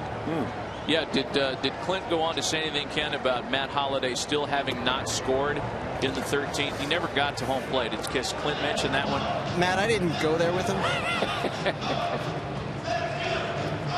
Wisely so, might I add. Here's Todd Frazier now with runners at first and second. That was a wild night in Denver. San Diego and the Rockies, and I'd say it launched the Rockies the rest of the way, but they were already well launched. If you recall the end of the 2007 season, Clint Hurdle's Rockies caught fire, and there was no stopping them until that long layoff before the World Series. That's right. Matt Holliday only one of two over the last 7 years not to reach home plate. Most recently, Carlos Gomez. Yeah, that's right. of the Milwaukee Brewers the other night, in one of the most unusual bananas scenario that I've seen in some time. Yeah, two players that did not get all the way home for very different reasons. 2 balls and a strike to count to Todd Frazier. Runners aboard here. Reds down 3 with 1 gone in the 5th. 2, 3 and 1 now.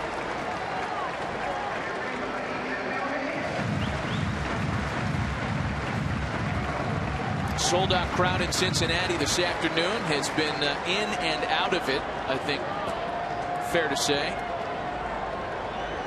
5 Pirate home runs have sucked a little bit of the wind out of the collective sail, but here they come again, and the Reds have loaded the bases with 1 away. Today's telecast is sponsored by the all-new 2014 Chevy Silverado.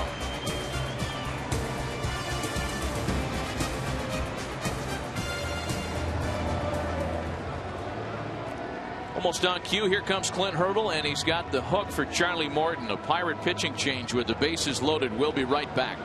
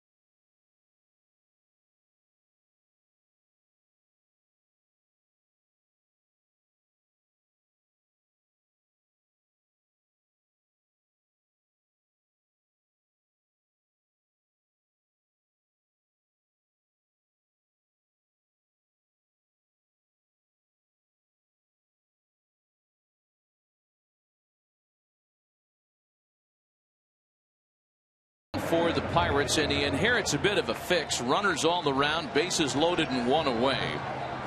Votto is Turris and Frazier aboard. Zach Cozart to batter 0 for 2 so far this afternoon as Mazzaro starts with a strike.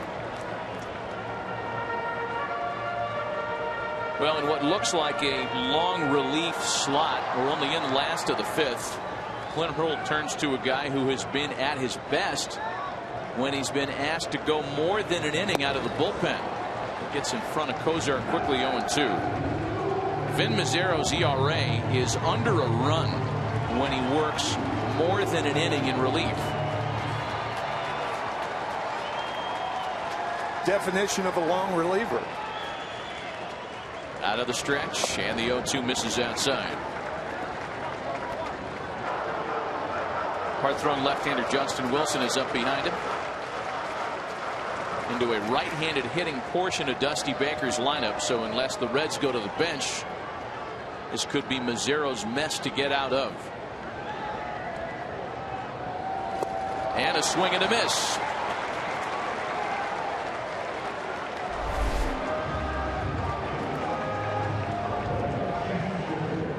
Good job to get halfway out of it for Mazzaro.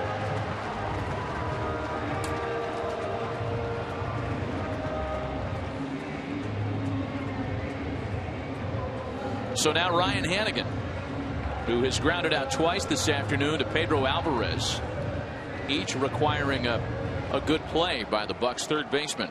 Yeah, you know, Matt, common sense will tell you that this is audition time for Mazzaro.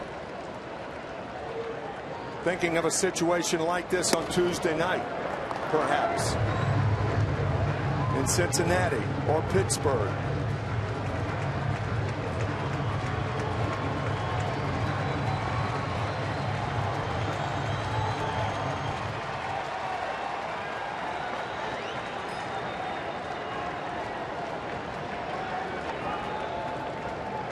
Former Oakland ace sent out of the stretch. And his fastball misses to Hannigan. 2 balls and no strikes. Derek Robinson has been tabbed on deck. He pinch hit for the pitcher next. Should he get that far. And Logan Ondrusek, the right-hander, is ready to go if needed.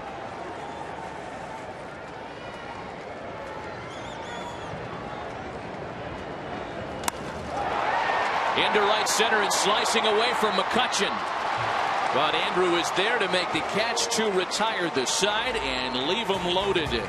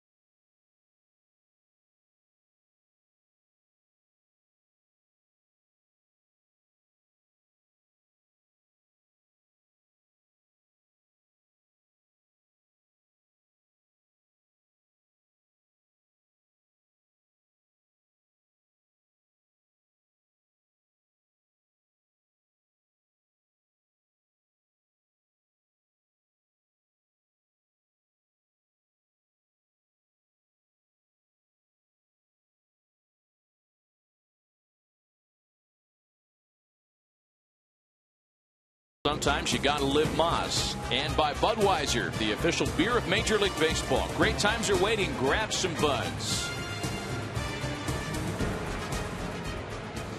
Well, we line up the starting pitchers. The pitcher comparison brought to you by Fox Sports 1. Go to foxsports1.com to find out what channel.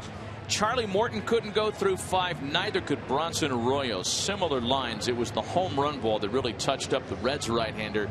A career, or rather season high, yielding 5.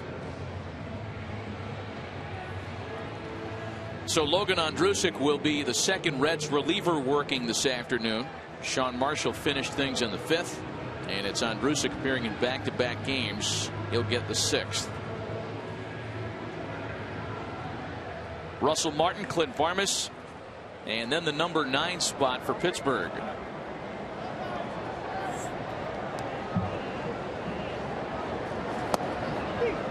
And Ondrusek starts Martin with a strike. Well, the Reds have had opportunities this afternoon to whittle away even further at that deficit. At one point, they had taken a 1-run lead. But Dusty Baker has to be at least a little concerned with the lack of productivity. The Reds' last 5 games, they have stranded 38 base runners.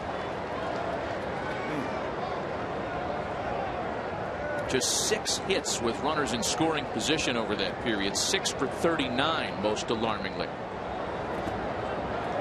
Martin chases. That one bounces away from Hannigan. He'll finish with the throw to first, and there's one gone.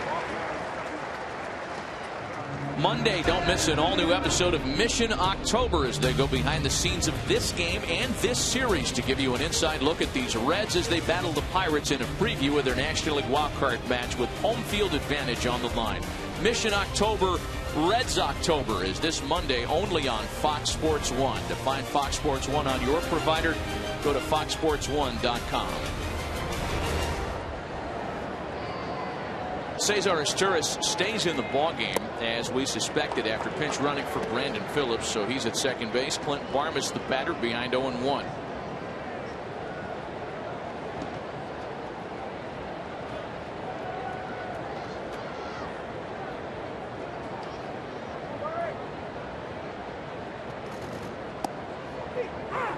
And a strike to Varmus puts him behind 0-2. Pinch hitter on deck. It's starting to look a little bit more like 163 or 162 rather than 161 today. Travis Snyder waiting next. Tomorrow being the regular season finale, and it's a dynamic that won't affect these two teams as it may teams that have long since been out of the hunt, but it turns into one of those Johnny Holstaffs where most of the guys in uniform have an opportunity to see the field. Varmus swings and misses, and there are 2 away. Well, to talk once again about what we talked about in our open, Francisco Liriano will start whether it's in Cincinnati, the 1-game playoff, or Pittsburgh. There's a huge difference about where they play, however, and that's Francisco Liriano is 11-1 at PNC Park in Pittsburgh and 5-7 on the road. So common sense, that's an easy call. With the Reds, they say Matt Latos right now, but will it be Johnny Cueto? Andrew Lambo is going to be the pinch hitter here. Snyder was called back after the strikeout of Clint Varmus, so 2 out, bases empty, and it's Andrew Lambo to swing the bat. Well, we'll get a good day or so of speculation as to who goes on Tuesday. But all directions point toward Liriano and Latos. And Liriano at home, Ken Rosenthal, as we bring you into this discussion, about as good as anybody's been in his home ballpark all year. And he is really tough on left-handed hitters. And the Reds, of course, predominantly left-handed with True, Bruce, and Votto. I mean, let's talk about some of the Pirates' left-handed hitters. My goodness, Andrew Lambo with a pinch hit home run, the 6th of the afternoon for the Pirates.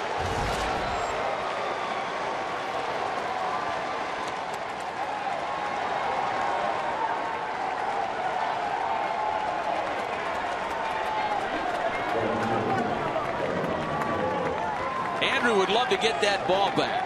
First career home run. And he's being given the silent treatment in the club. He knows absolutely what's going on. That didn't last long. No, they couldn't. Come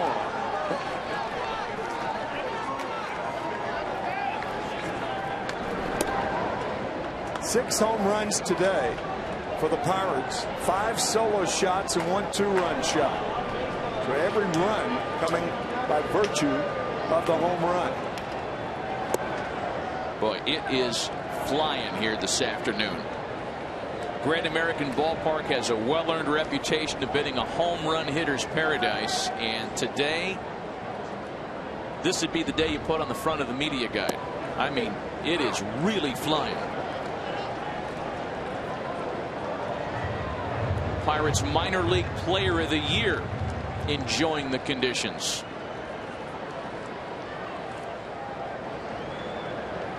So after we get past celebrating Andrew Lambeau's first career home run, Ken Rosenthal, we go back to talking about pitching at perhaps an inopportune moment, but I think we have to finish the thought at least. Well, Francisco Liriano is pitching Tuesday night either way, and what we were talking about is how difficult he is for left-handed hitters.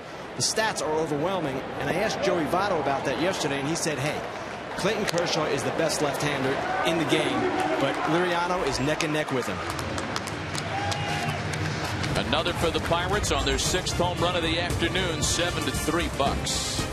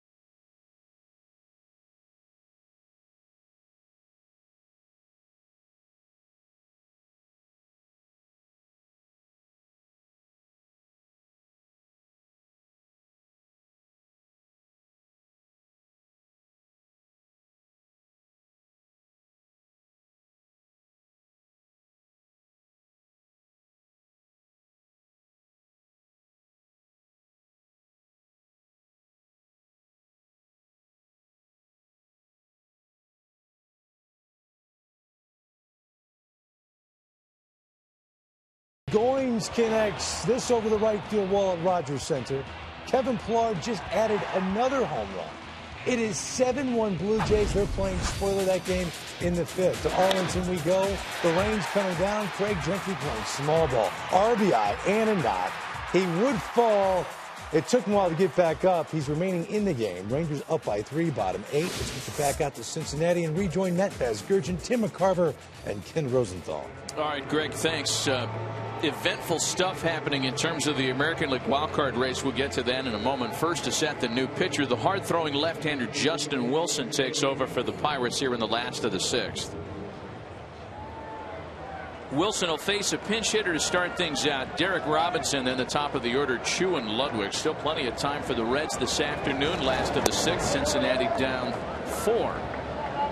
Well, you talk to Clint Hurdle and Ray Searage, and you realize what a valuable weapon Justin Wilson, the hard-throwing left-hander, is in the bullpen, along with Tony Watson. This guy, one of the great left-handed arms in the game. Relegated, for the most part, to 1 inning by Clint Hurdle. Well, Wilson and Watson, 2 of those Pirate relievers you mentioned, part of a very good bullpen core in Pittsburgh this year. course, at the end of the line, Melanson and Grilly, they've been among the best 8th, 9th inning combination men in the game in 2013. And the setup core, of which Wilson is a part, not too shabby either.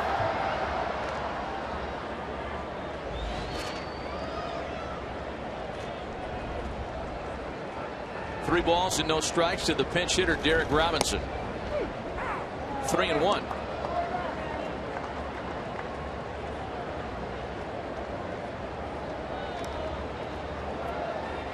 Greg Amsinger talking about what's happening in Arlington and in Toronto this afternoon. Two games affecting the American League wildcard race. And we mentioned earlier this afternoon that we'd go through some of the math on the occasion that there is a three-way tie in the AL wildcard race.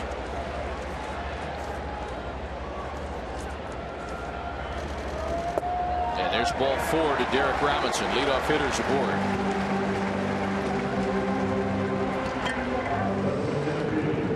So here are the standings today.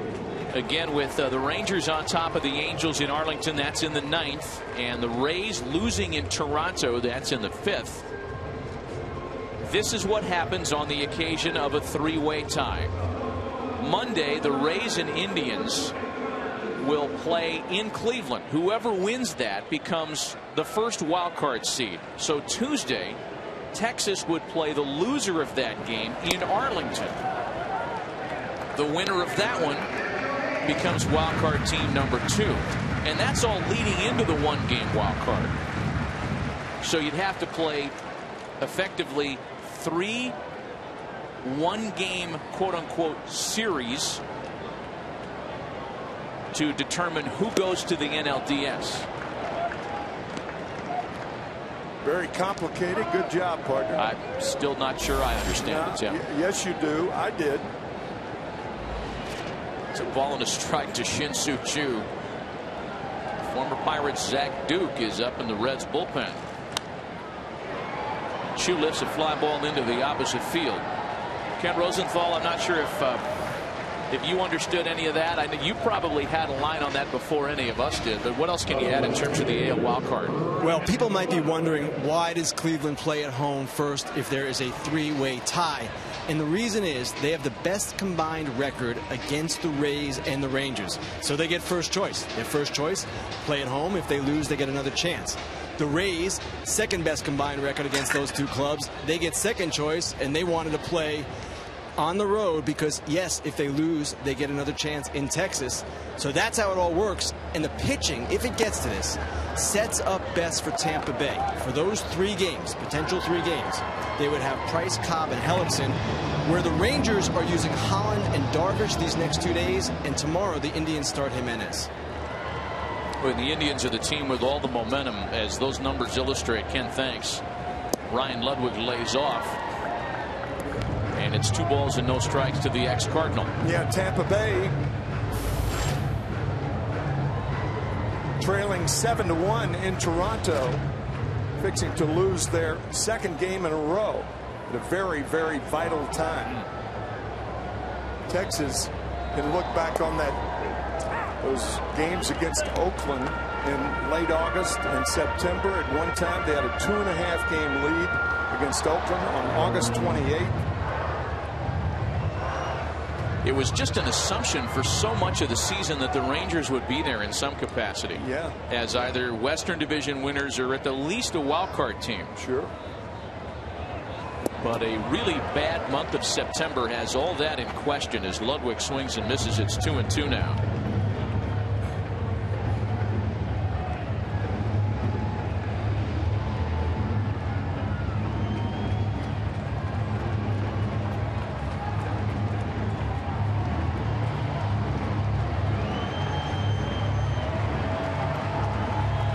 The Indians, for their part this afternoon, are in Minneapolis and waiting out a rain delay to get started with the Twins. 2 balls and 2 strikes to Ryan Ludwig, and that one's fouled back. He sticks around 2-2. You know, as much, Tim, as we talk about home field advantage being vital for the one-game wild card, and I think we'd all agree that it's a very relevant discussion. Particularly with Pittsburgh. perhaps more than any other team. With the Pirates for sure. That same discussion cannot be had in terms of the division series. Wilson's next pitch, first of all, fouled away. It's worth noting that in the 72 division series played between 95 and 2012, the team with home field advantage has won 36 and lost 36.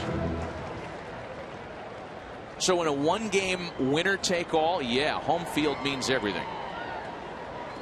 But in terms of the long haul, a 5-game series, it has not proven as vital.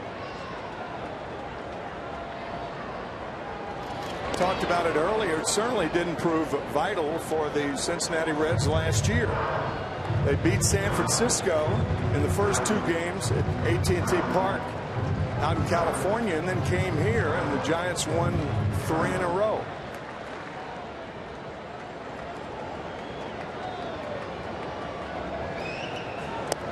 Yeah, that was a part of a trend last year. All 4 rather of the division series last year went to a 5th game, went all the way through, and the home teams went 1 and 3, including the Reds. You talk about the Giants doing it the hard way.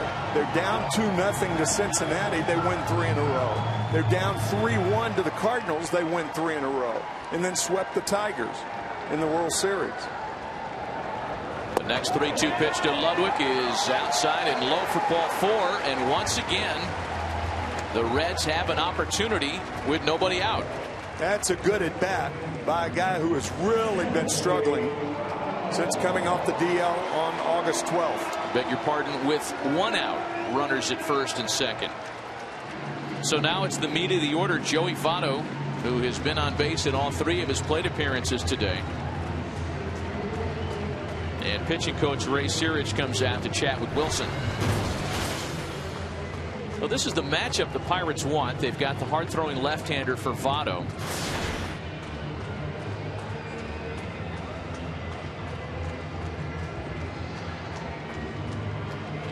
Tim talked about Tony Watson earlier. Another left-hander, and he's up behind Wilson. Yeah, when you're up by 3 or more runs in the middle innings, and one of your generally reliable relievers comes in and walks 2 hitters, it's among the worst thing you can do. Not going real well so far for the talented Justin Wilson.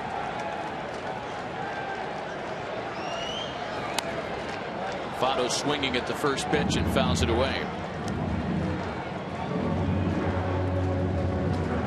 Again, worth noting that it's not Brandon Phillips on deck, but Cesar Izturis, who took over for Phillips after Brandon fouled the ball off his shin back in the 5th. Again, any word on his status from the Reds clubhouse, we'll certainly pass it along to you. And there's ball 1. A ball and a strike to Joey Votto. Votto and Chu at it again this afternoon, as they have been all season, reaching base. Between the 2 of them, 7 plate appearances. They've failed to reach base only 1 of those times.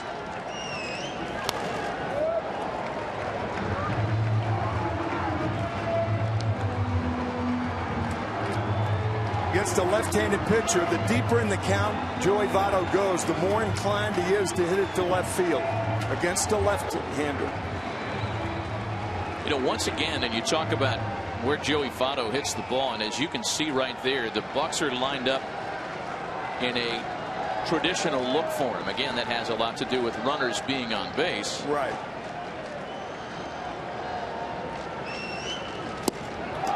A swing and a miss, and a very rare strikeout for Joey Votto.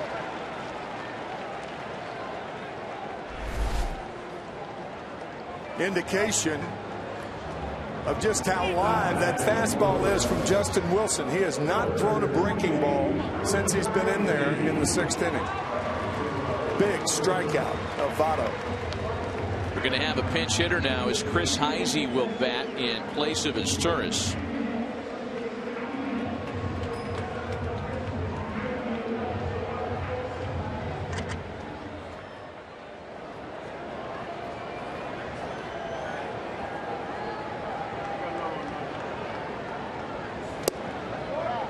A ball and no strikes, the count to Chris Heisey.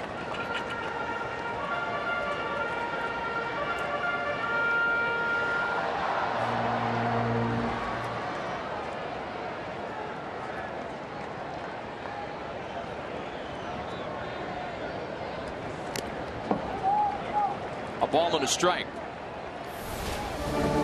One-A-Day Men's, the official multivitamin of Major League Baseball, encourages you to stay in the game when it comes to health and wellness. Our One-A-Day Men's injury report, Brandon Phillips, who, as we mentioned, left the game in the 5th. You can see that welt appear on his shin almost immediately after fouling a ball off of it. Look, he had a bag of sunflower seeds in his sock.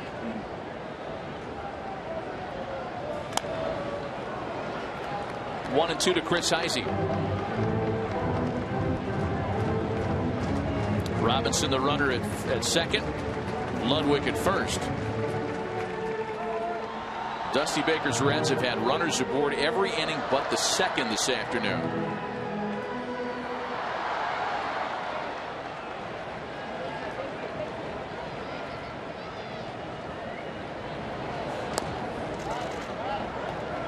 Still the ball and 2 strikes.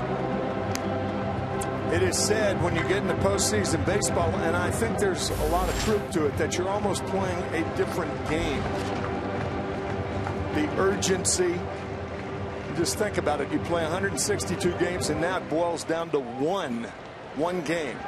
Dusty Baker hopes that this offense is going to make it a new season in the postseason.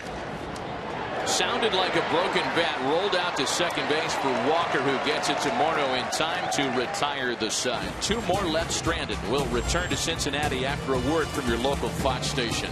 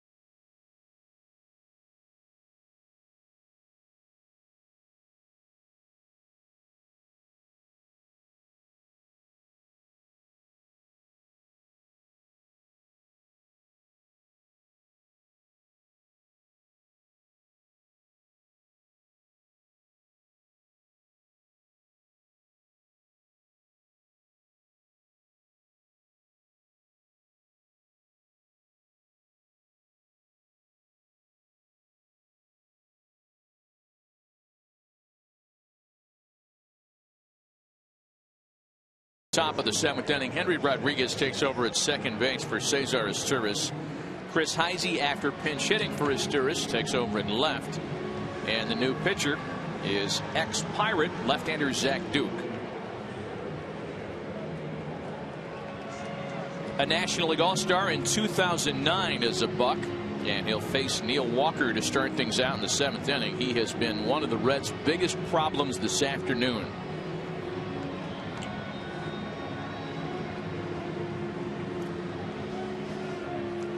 Walker, McCutchen, and Morneau for Pittsburgh. Just tuning us in, it has been the long ball. That's been the weapon of choice for the Pirates today. 6 of them, including a pinch hit home run by Andrew Lambeau, the first of his career.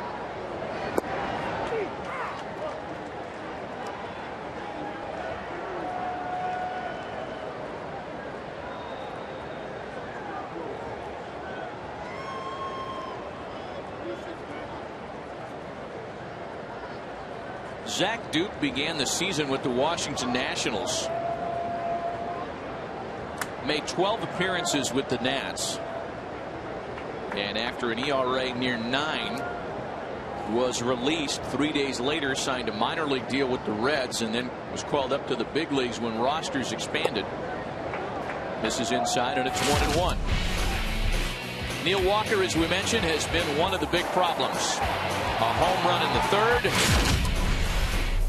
Same result in the 5th. Both coming against Bronson Arroyo. First multiple home run game for Neil Walker.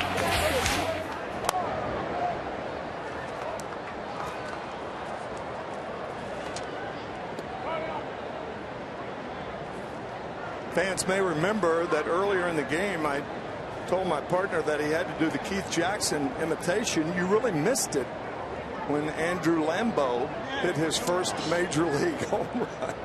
You ain't kidding. That was teed up. Oh man. Yeah. Frozen tundra. Come on. See, I wasn't there. That's too bad. You have to get into the Keith Jackson register. Oh my! It's hard to get there. 2 balls and 2 strikes that counts on Neil Walker. Oh, that's great. Saw that note a moment ago. The last Pirate with a 3 home run game waits on deck. Andrew McCutchen. That misses inside. It's full count now, 3-2.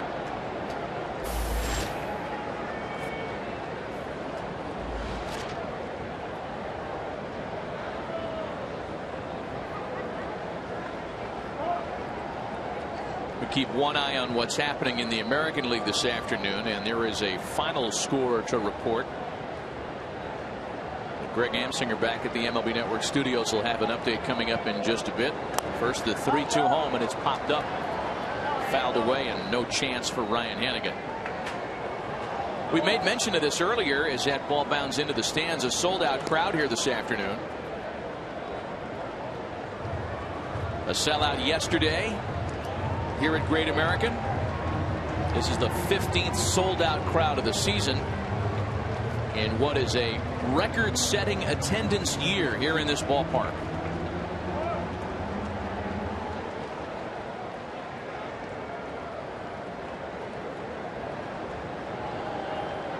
Eking ahead of 1976. The Big Red Machine beat the New York Yankees 4 in a row after beating the Phillies 3 in a row.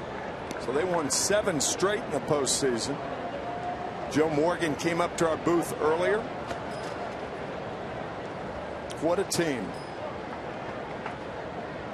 Yeah, team was celebrated here in a nice ceremony earlier. Full count, 3 balls and 2 strikes to Neil Walker. He continues to stick around. I'm not sure I can wait any longer, Tim, to unveil the news that the Rangers have won.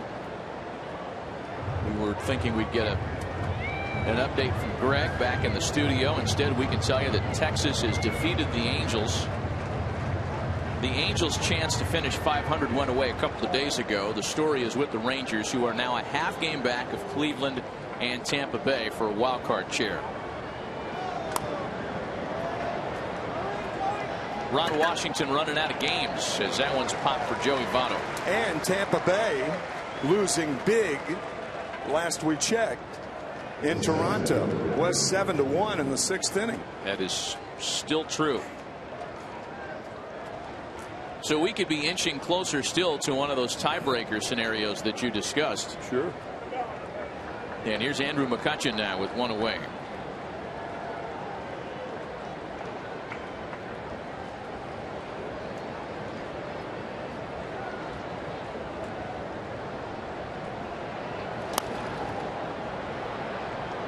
Fly ball into right. Bruce on the move, and with a little bit of wind playing games is able to stay with it for the second out. Boy, that's a fine play by Jay Bruce. Ended up making that play, sliding. Fair territory. Good play.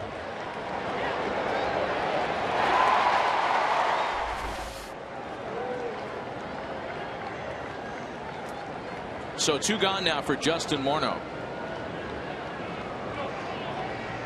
Zach Duke is looking for just the second 1-2-3 inning this afternoon. Bronson Arroyo set down the Pirates in order in the first. There have been base runners aboard ever since. The big right-hander J.J. Hoover up for Cincinnati. 0-1 to the former AL MVP.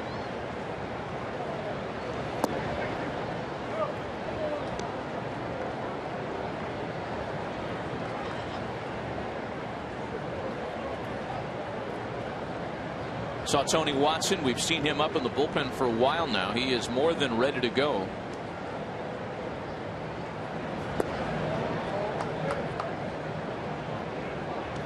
Jay Bruce leads things off in the 7th.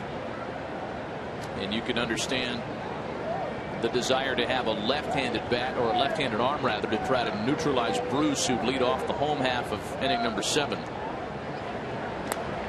That was hittable. That was a hanger from Duke. Hanging slider. These balls often go a long way, and many of those pitches catchers don't catch.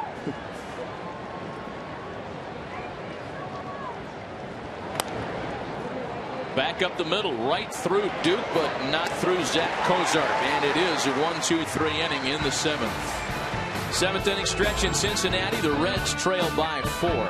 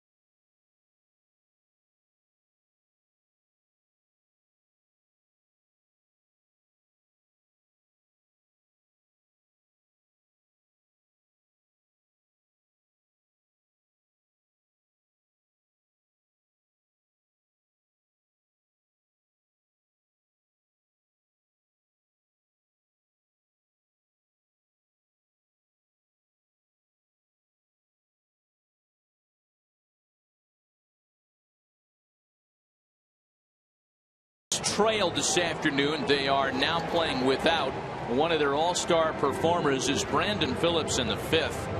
Fouled the ball off his left shin. A welt appeared immediately, and after singling to finish the at-bat, Brandon was removed in favor of a pinch runner. Ken Rosenthal has an update on his status as we speak. Kenny. Matt, Brandon Phillips is a star of social media, as you know, and I contacted him through direct message on Twitter. Asked if he was okay, he said no, but I'm happy the x-ray came back negative. Looks like a baseball is inside my skin. I can't walk on it right now, but I'm doing whatever it takes to play Tuesday for sure.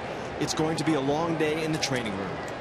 Wow. And it sounds like Brandon's already decided, as the Reds have, that tomorrow's out of the question if there's a baseball in there somewhere. It looked like an egg, and then it grew into a baseball by the time it got into the clubhouse. Tony Watson is the new pitcher for Pittsburgh as he faces Jay Bruce to lead things off here in the bottom half of inning number 7. Major ice for Brandon Phillips over the next 24 hours.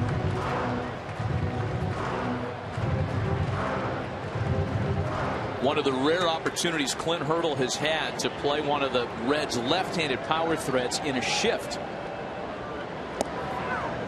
And a called strike 3 taken by Jay Bruce. Shift or not, he punches out, and there's one away as we check in with Greg Amsinger at the MLB Network studios for a game break.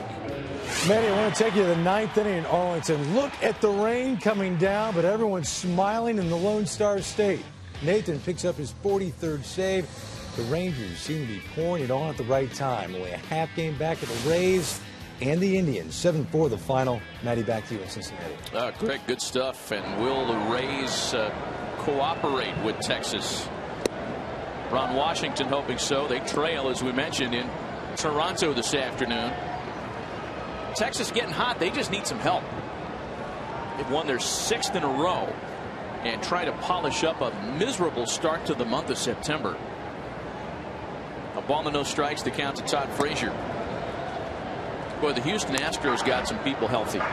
They warmed up the Indians, and then they seem to have woken up the Rangers here at the end of the season. Yep.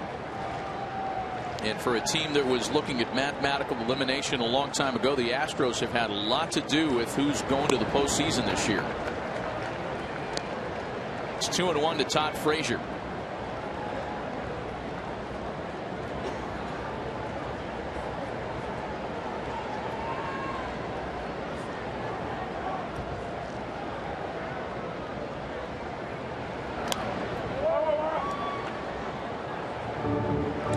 Had a bunch of clever material all set up for if Todd Frazier was going to face Vin Mazzaro. A couple of Jersey boys, some Springsteen lyrics ready to go, Snooki references, muscle cars, the whole thing. It just never happened. But I seem to have done it anyway.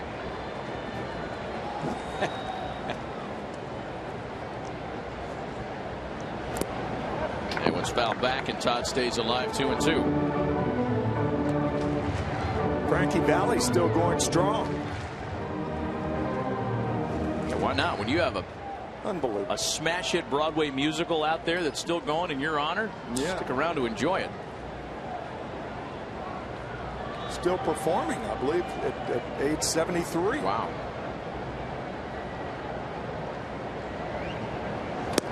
Watson's next offering misses high. Hard throwing left-hander Justin Wilson replaced by perhaps not as hard but hard throwing right-hander Tony Watson. It's an equation that will tie our Scotch-Irish tongues in knots before the end of the day. And Frazier pops it up. Walker got a good read but yields to Marlon Byrd for out number 2. Today's telecast is sponsored by the all-new 2014 Chevy Silverado and by Fox Sports 1. To find your channel, go to foxsports1.com.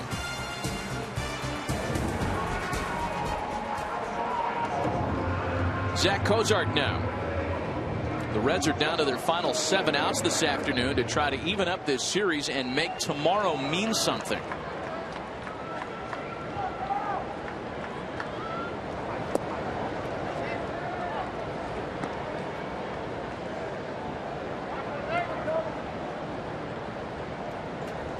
A ball and no strikes to Zach Kozart.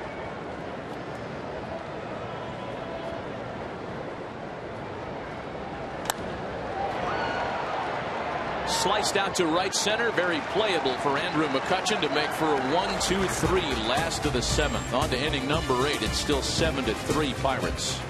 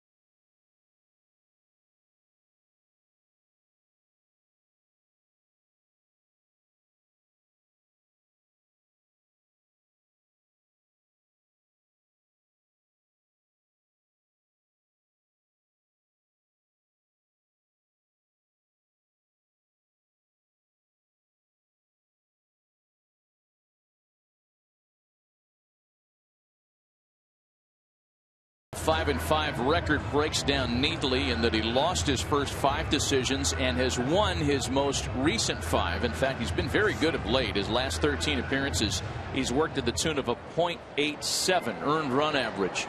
He'll try to hold this deficit at 4 as he goes to work against Marlon Byrd here in the top of the 8th. Byrd, Alvarez, and Martin.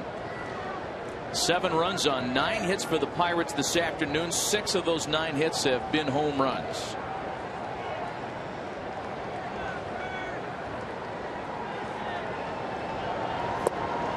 And a swing and a miss by Marlon Byrd. You have a good second half, and people forget the first half.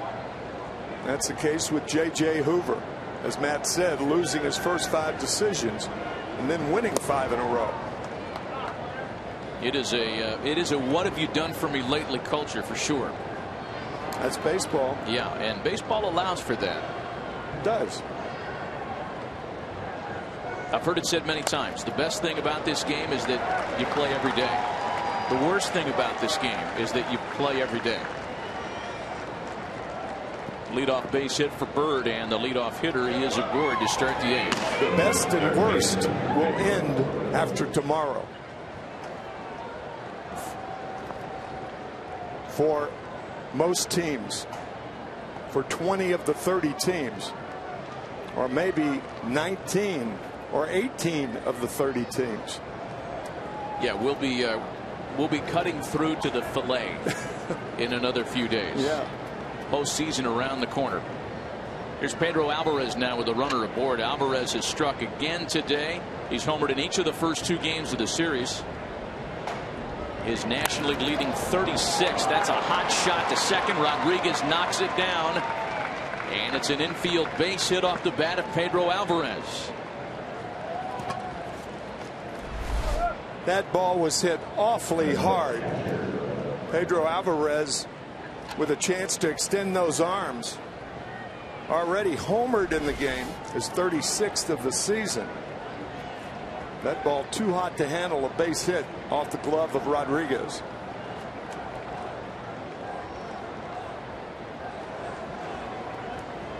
Ex-Brewer left-hander Manny Parra is up in the Reds bullpen.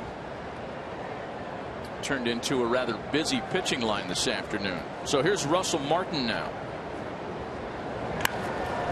Martin lines a base hit to left. They're going to hold Byrd at third.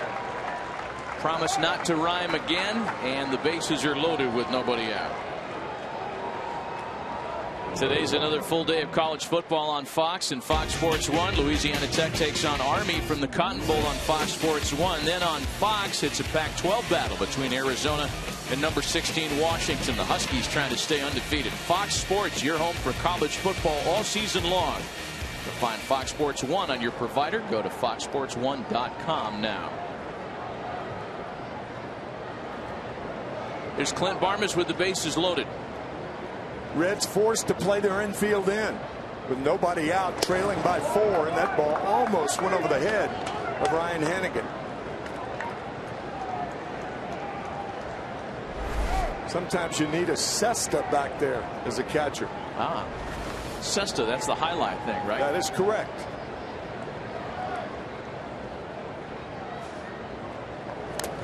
Barmes' strikeout victim in all 3 of his plate appearances today. Part of a shortstop platoon for Clint Hurdle, and it's a role that Clint Barmes is familiar with from his days with Hurdle in Denver, when a young up-and-comer by the name of Troy Tulowitzki forced Barmes to share some time at the position. Jordy Mercer is that player he shares time with in Pittsburgh, and a player with a big offensive upside. There are a lot of veteran players that would roll their eyes at such a duty, but it's a responsibility that Barmes has accepted with a couple of different teams. Bringing along a young guy that might someday take your gig. It's a fly ball out to center. Chu is under it to make the catch. Byrd tags up. He'll score without a play at the plate, and it's an 8-3 Pirates lead. So a sac fly First productive at bat by Barmas this afternoon. Chu with a bit of a juggle in the glove on that throw. So runners at second and third tagging, scoring easily, was Marlon Byrd. He's no longer at third. Okay, now you're the Dr. Seuss guy in this booth. Here comes Dusty Baker, pitching change maker. We'll be right back.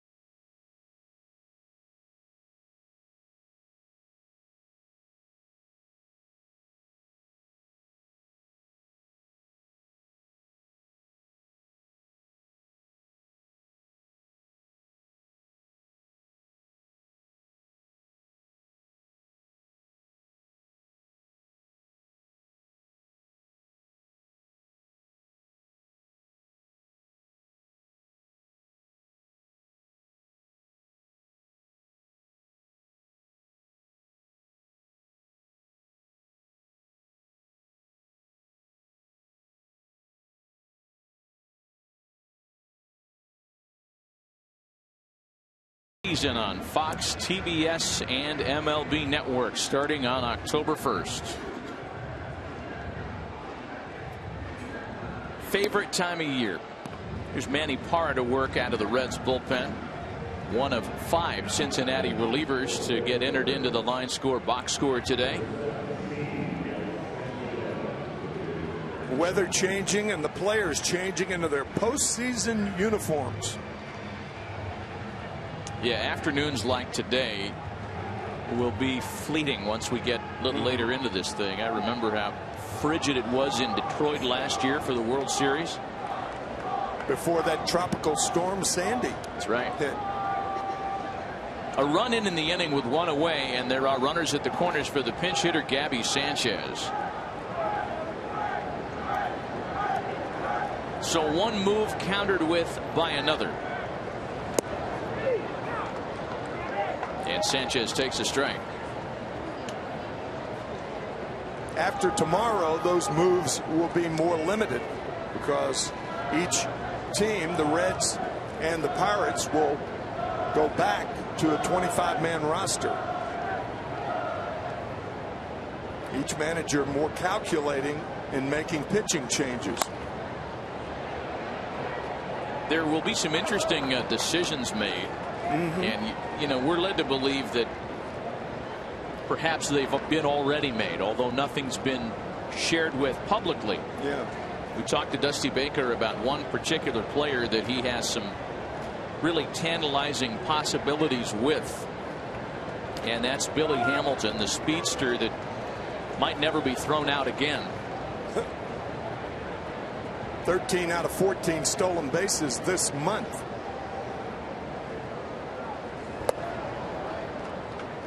Ball and 2 strikes, the count to Gabby Sanchez. And you know, it's the question that Reds fans want answered, and they want to see Billy Hamilton on the roster. Guy comes up and has a little bit of immediate success. And the general consensus is he's ready to play every day, and why not start him in the postseason? Well, Dusty Baker put the hey, let's wait and back off on it a little bit when we met with him yesterday. A huge fan of his talent, a believer that he's going to be a great major league player. That's on the ground to third. We'll table that conversation in favor of showing you this 5-4-3 inning-ending double play.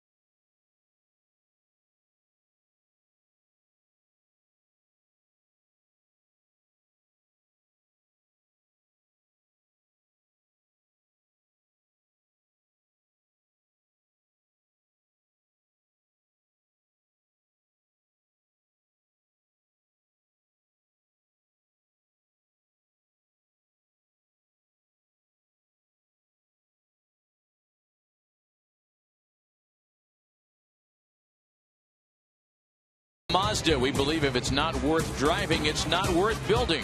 And by the makers of One A Day Men's, the official multivitamin of Major League Baseball.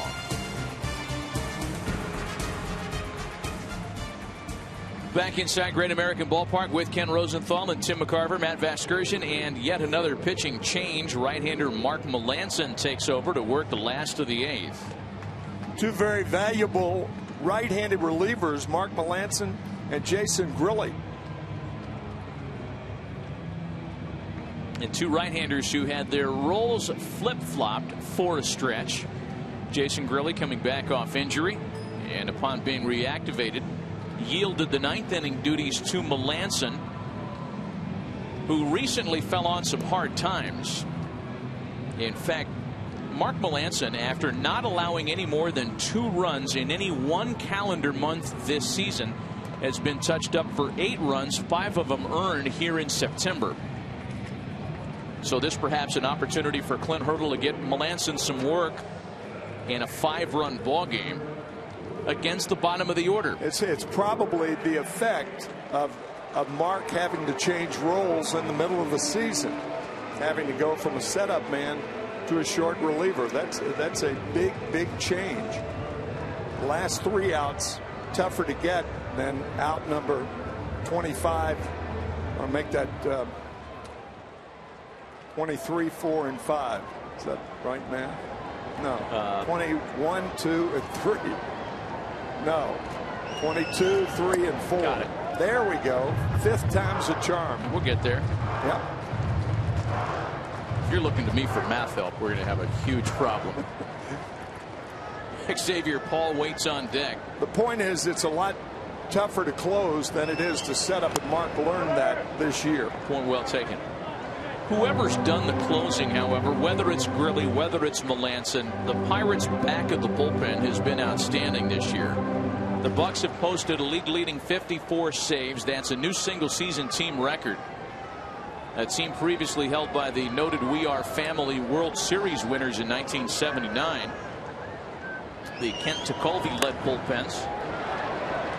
Hannigan punches that one foul. And in fact, the Pirates hadn't led the league in saves since 1991. Again, we get back to that early 90s vintage, and things happening in Pittsburgh this year that hadn't happened in over 20 years. Leading the league in saves, one of them.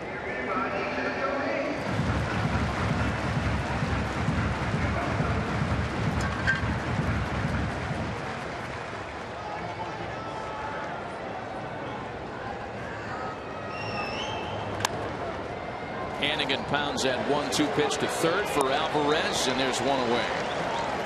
A reminder to log on to foxsports.com/ace for your chance to win a sports room makeover.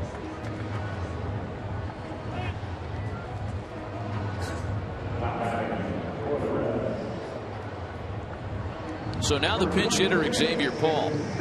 Dusty Baker has taken advantage, certainly, of his deep bench this afternoon, with the rosters being expanded in September. And as Tim mentioned, that's something that'll shrink back down to 25 for the postseason.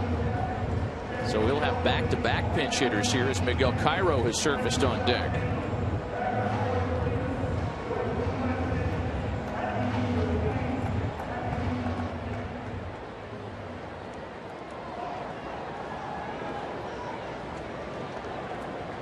One out, bases empty here for Xavier Paul.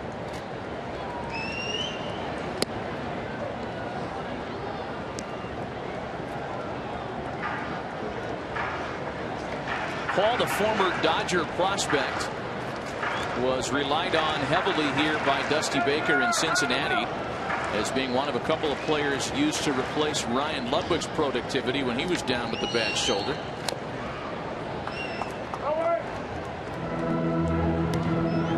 Sam LeCure is up, the right-hander for the Reds in their bullpen.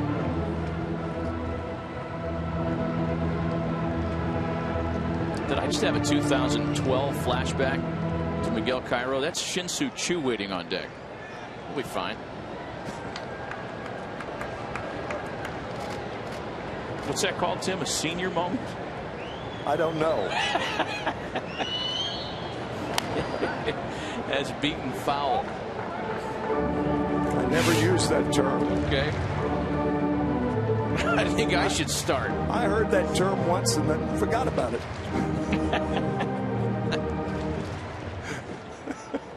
A ball and 2 strikes to count to Xavier Paul. The Indians and Twins have finally started in Minneapolis as I attempt to dance out of that. Swing and a miss by Paul, 2 away. And it was a rain delay that prevented the opening pitch from taking place on time. A little renewed urgency in the AL wildcard race as the Rangers have won. The Rays continue to trail in Toronto. It's a 7-1 Blue Jays lead.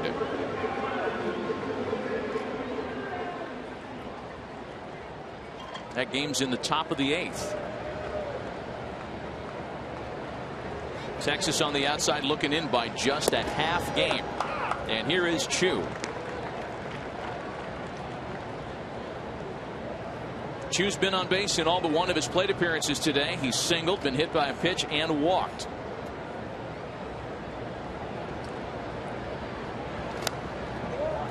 Behind 0-2.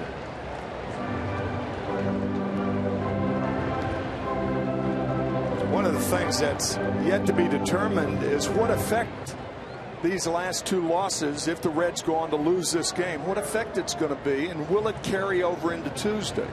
Realizing they're going to be facing one of the toughest left-handers in baseball, who's throwing exceptionally well, in Francisco Liriano, who is 11-1 at home. That's the best record at home by any starter in the major leagues.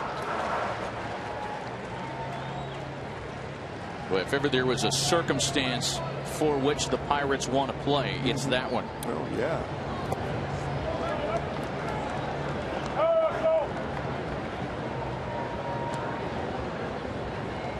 By the way, there's Miguel Cairo. And if he were to get out there to pinch hit, we really would have had something to talk about. Remember the coaching staff this year for Dusty Baker. think he might have walked out there to get a rosin bag or something, and I just wanted to put him in the game. I think Miguel, he's been that type of player for so long. I think Miguel will be a major league manager before his days in a uniform are over. Good man, respected by all. Terrific utility player and pinch hitter near the end of his playing career. Often utility players are the ones who make the best managers because they're the more understanding of the players. They've never been regulars, and they know what moving around is all about, whether you're a pitcher or a regular. Still full, 3 balls and 2 strikes to Shin-Soo Choo. This town's familiar with that. Sparky Anderson, not a bad manager, with 2 organizations, Cincinnati and Detroit. That one's fouled off Russell Martin. I believe Sparky was the first manager to win World Series in both leagues. I believe you're right. Tony La Russa's done it since.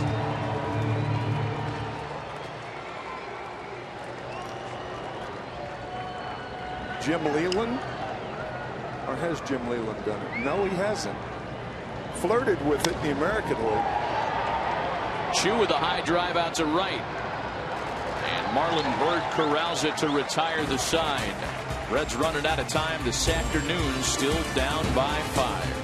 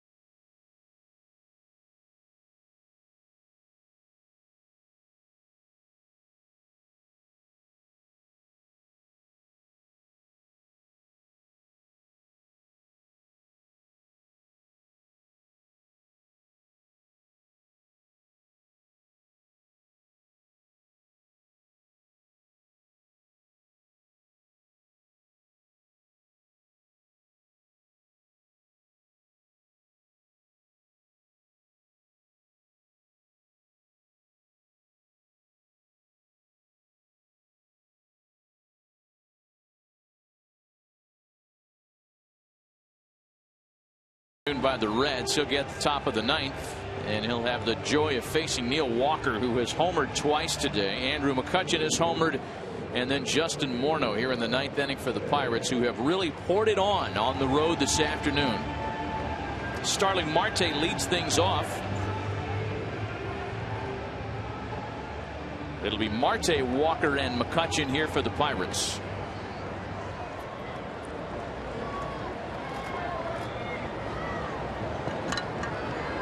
Right-hander Brian Morris is up, perhaps ready for the bottom half of the 9th. At which point the Reds will have their 2-3-4 batters, and Sam LeCure hopes just a 5-run deficit. I say just. The way the Reds offense is misfired the last couple of days, it's a a tall order here. Something has been said, Matt, about whether the format should be changed, that first round, to the best 2 out of 3 instead of just one game. The one game, excruciating pressure that baseball players, because of a 162 game schedule, not quite used to. And would it be fairer to play 2 out of 3? And tell you the truth, I don't know how I feel about that. I'm not sure. I think there's value for each formula. And Marte lines a base hit into left. Ken Rosenthal, there's been a lot of value attached to the immediacy, if you will, win or go home quotient that's involved in the one-game playoff. But as Tim mentions, there are critics of it. Tim is right. There is no question that 2 out of 3 would be fairer. The problem is, from baseball's perspective, from television's perspective, the better show is the knockout game. And with the 3-way AL tiebreaker, for instance, we could have 3 knockout games in a row.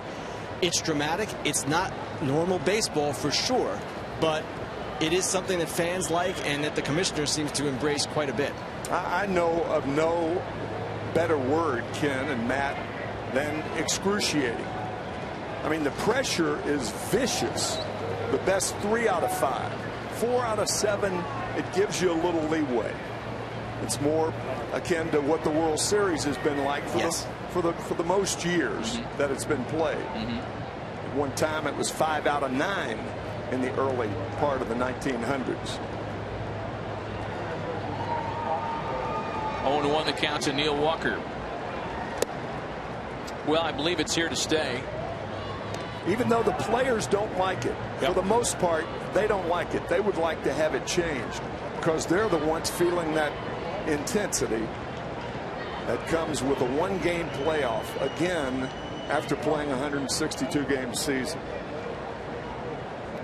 I think it's impossible to placate both sides of the discussion. You're right. Because if you go 2 out of 3, then you're going to have to take away some off days, and there are precious few to begin with, or you're going to have to cut into the regular season schedule and shorten it from 162, and that's something that's unlikely to happen. Well, if you take away the off days, that makes it as tough on the first wild card team as possible, and that is one of the reasons that format is so difficult. You want to solve the problem, win the division, and that really has been the key. I mean, winning the division is paramount now.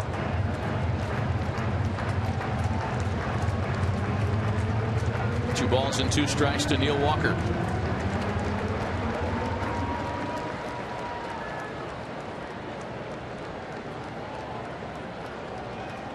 Marte started the inning with a base hit to left. He's running on the next pitch, and it's fouled away. Well, regardless of what happens here, Neil Walker has already had a banner afternoon. Time for the Just for Men Auto Stop foolproof stat. This afternoon, Walker 2 for 4 with a couple of solo dingers. His first career multi-home run afternoon. Home runs number 15 and 16 for the Pittsburgh area native.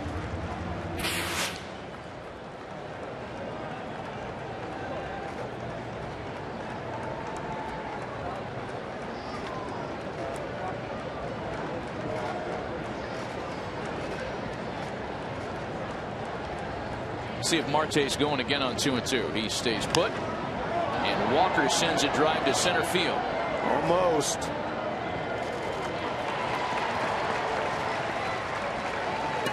Almost for taking a shot at your first multi-home run game, being a 3-home run game. Missed it by that much. He did. Little out in front. Yeah. Right? 1 out, 1 on now for Andrew McCutchen. His solo home run this afternoon, the 21st of his season. And it snapped an 0 for 18 against Cincinnati pitching. File that under the category of hard to keep a good man down for long. The ball and no strikes to McCutchen. You know, we talk a lot about home field advantage, Tim, in terms of the National League wildcard game because we are here with the Pirates and Reds, but It's something that's being discussed in every playoff city right now, because there's a close race in both the American and National League for best overall record. Hot shot for Frazier. He knocks it down with his chest, throws to first, too late.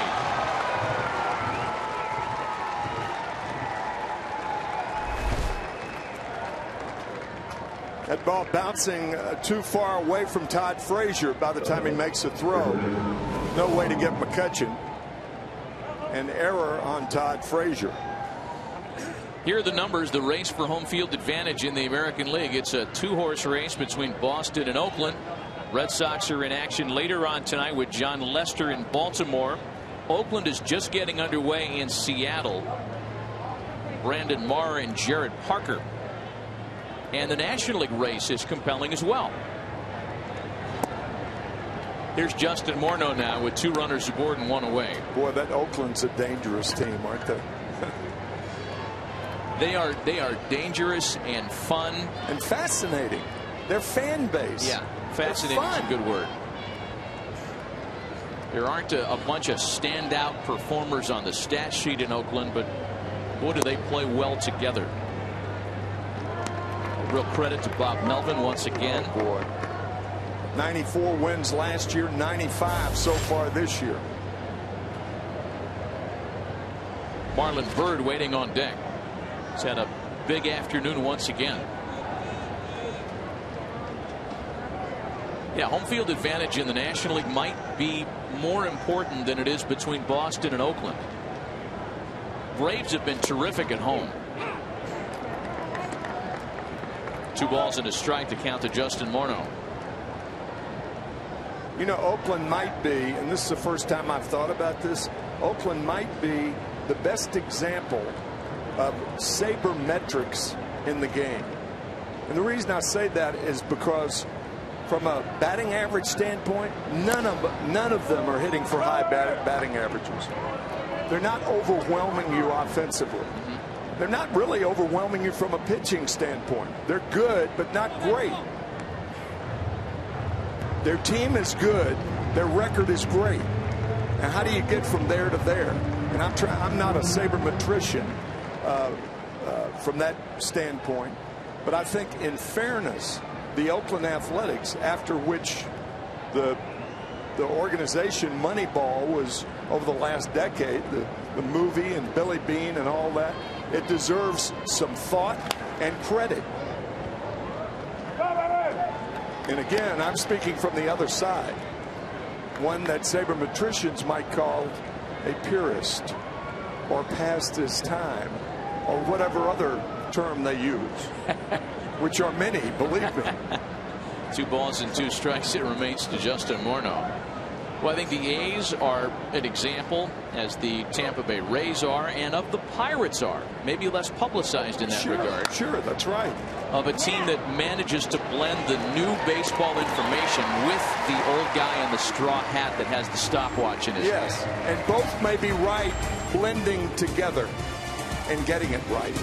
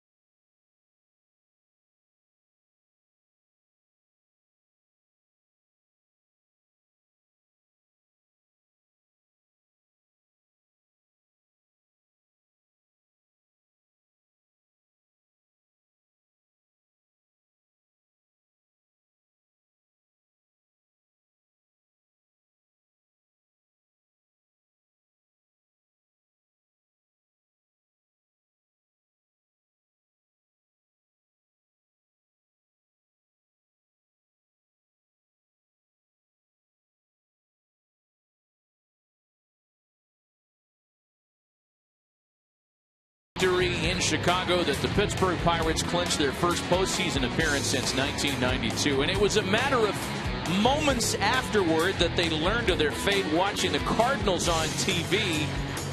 The Bucs go to the postseason for the first time in a long time. Celebrating as well they should. Visqueen was rolled out in the visitors clubhouse, that tiny little space in Chicago at Wrigley Field. And it was contrasted by the fact that the Reds did not celebrate when they clinched a postseason appearance, as Brian Morris takes over to try to finish things out for the Bucs. And I think that's something that's understandable, Tim. You know, the Reds there for the third time in 4 years. Pirates not having been there in a long time. Nobody on that active roster has ever tasted champagne in a Pirates uniform. Why not celebrate? Well, and therein lies the problem. Can you tone down your excitement, or can you be too blasé in reaching the postseason again? And in trying to relax, there's that happy medium where you have to get it right. Tone down the excitability and don't be too blasé, because you've won 3 out of 4 years. Henry Rodriguez leads things off in the Cincinnati half of the ninth. Reds down 5. Pittsburgh Pirates are 3 outs away from clinching that wild card game as a home affair. And there are folks back in the Pittsburgh area watching this afternoon who absolutely can't wait at the idea of October baseball at beautiful PNC Park. If ever there is a ballpark that deserved postseason play, it's that beautiful baseball palace in Pittsburgh. Absolutely. A fantastic scene that's going to be on Tuesday, should it happen. Still 3 outs away from that fate. You know, it's interesting. The Pittsburgh Pirates had a team picture recently, about within the last 10 days. And instead of having the scoreboard in the background, they had the city in the background. It was more than public relations. It was a good move by the team, but it kind of embraced the city of Pittsburgh for having the first time in 20 years the postseason there that it looks like is going to be 3 days from now. Yeah. One gone now for Joey Votto. It's a terrific story, and what a job by Clint Hurdle and his staff. Neil Huntington, the general manager. They're going into the postseason playing very, very well. You know, not uncommon to see a lot of folks wearing black and gold in Pittsburgh this time of year.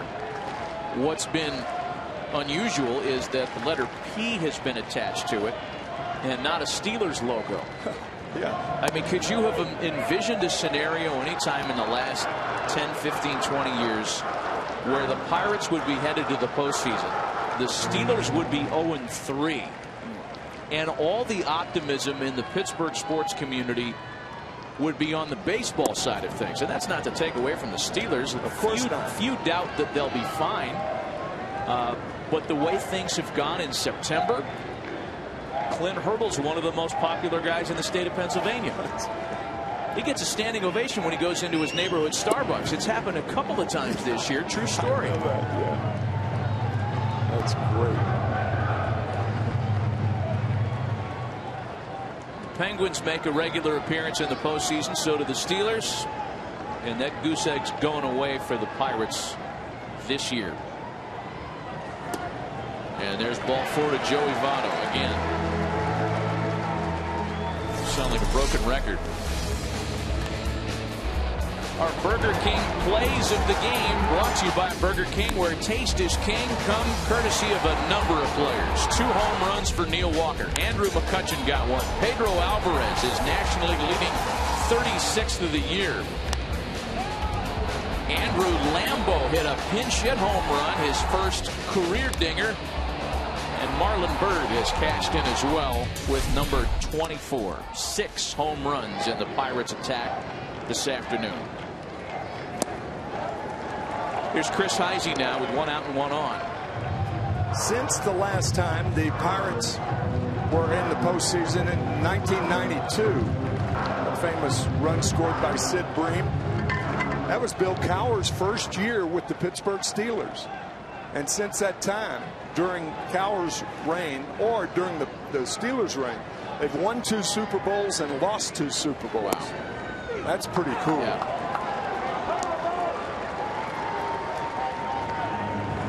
No telling how many playoff games.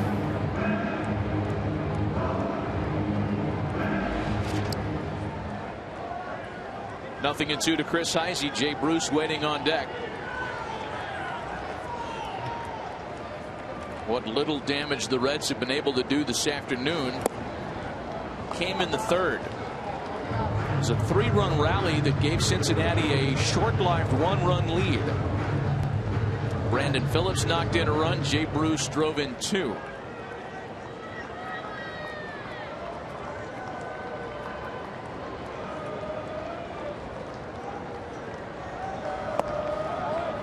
Boy, when you get to this time of year, and Tim, you know this having called so many World Series, might not be the best team that wins it. It's the hottest team that gets there sometimes. Right. And recent memory is littered with examples of that. The 2003 Marlins got hot right at the end of the year. The Giants last year hot at the right time. As Heisey can't hang on, and there are 2 away.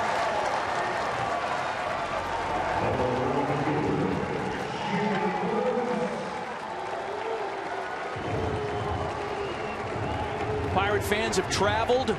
They're aware of the consequences this afternoon. 1 out away from hosting the National League wildcard game Tuesday night. Here's Jay Bruce now.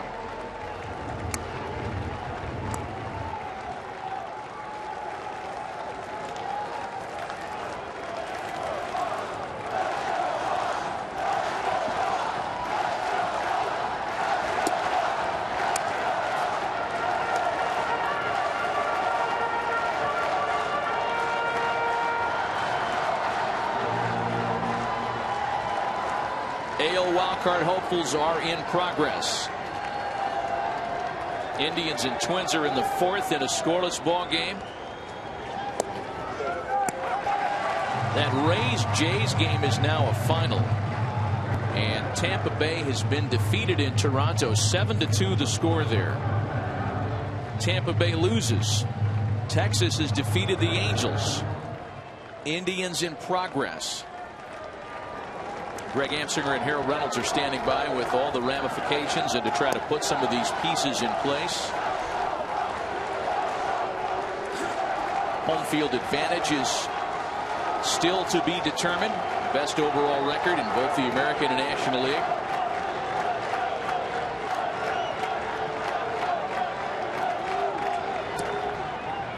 Two balls and a strike to count to Jay Bruce.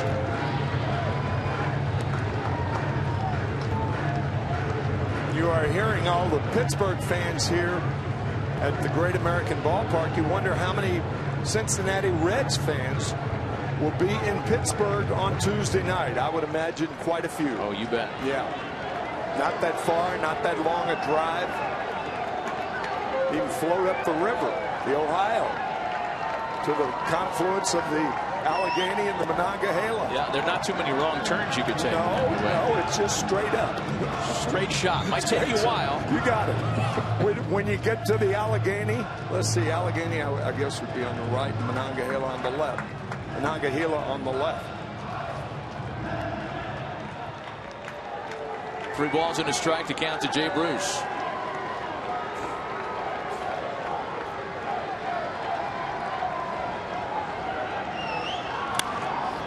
It's in play to second. Neil Walker in the shift. Why not? And that's how it ends this afternoon. Tuesday's National League wildcard game will be played in Pittsburgh after the Pirates score an 8-3 win this afternoon.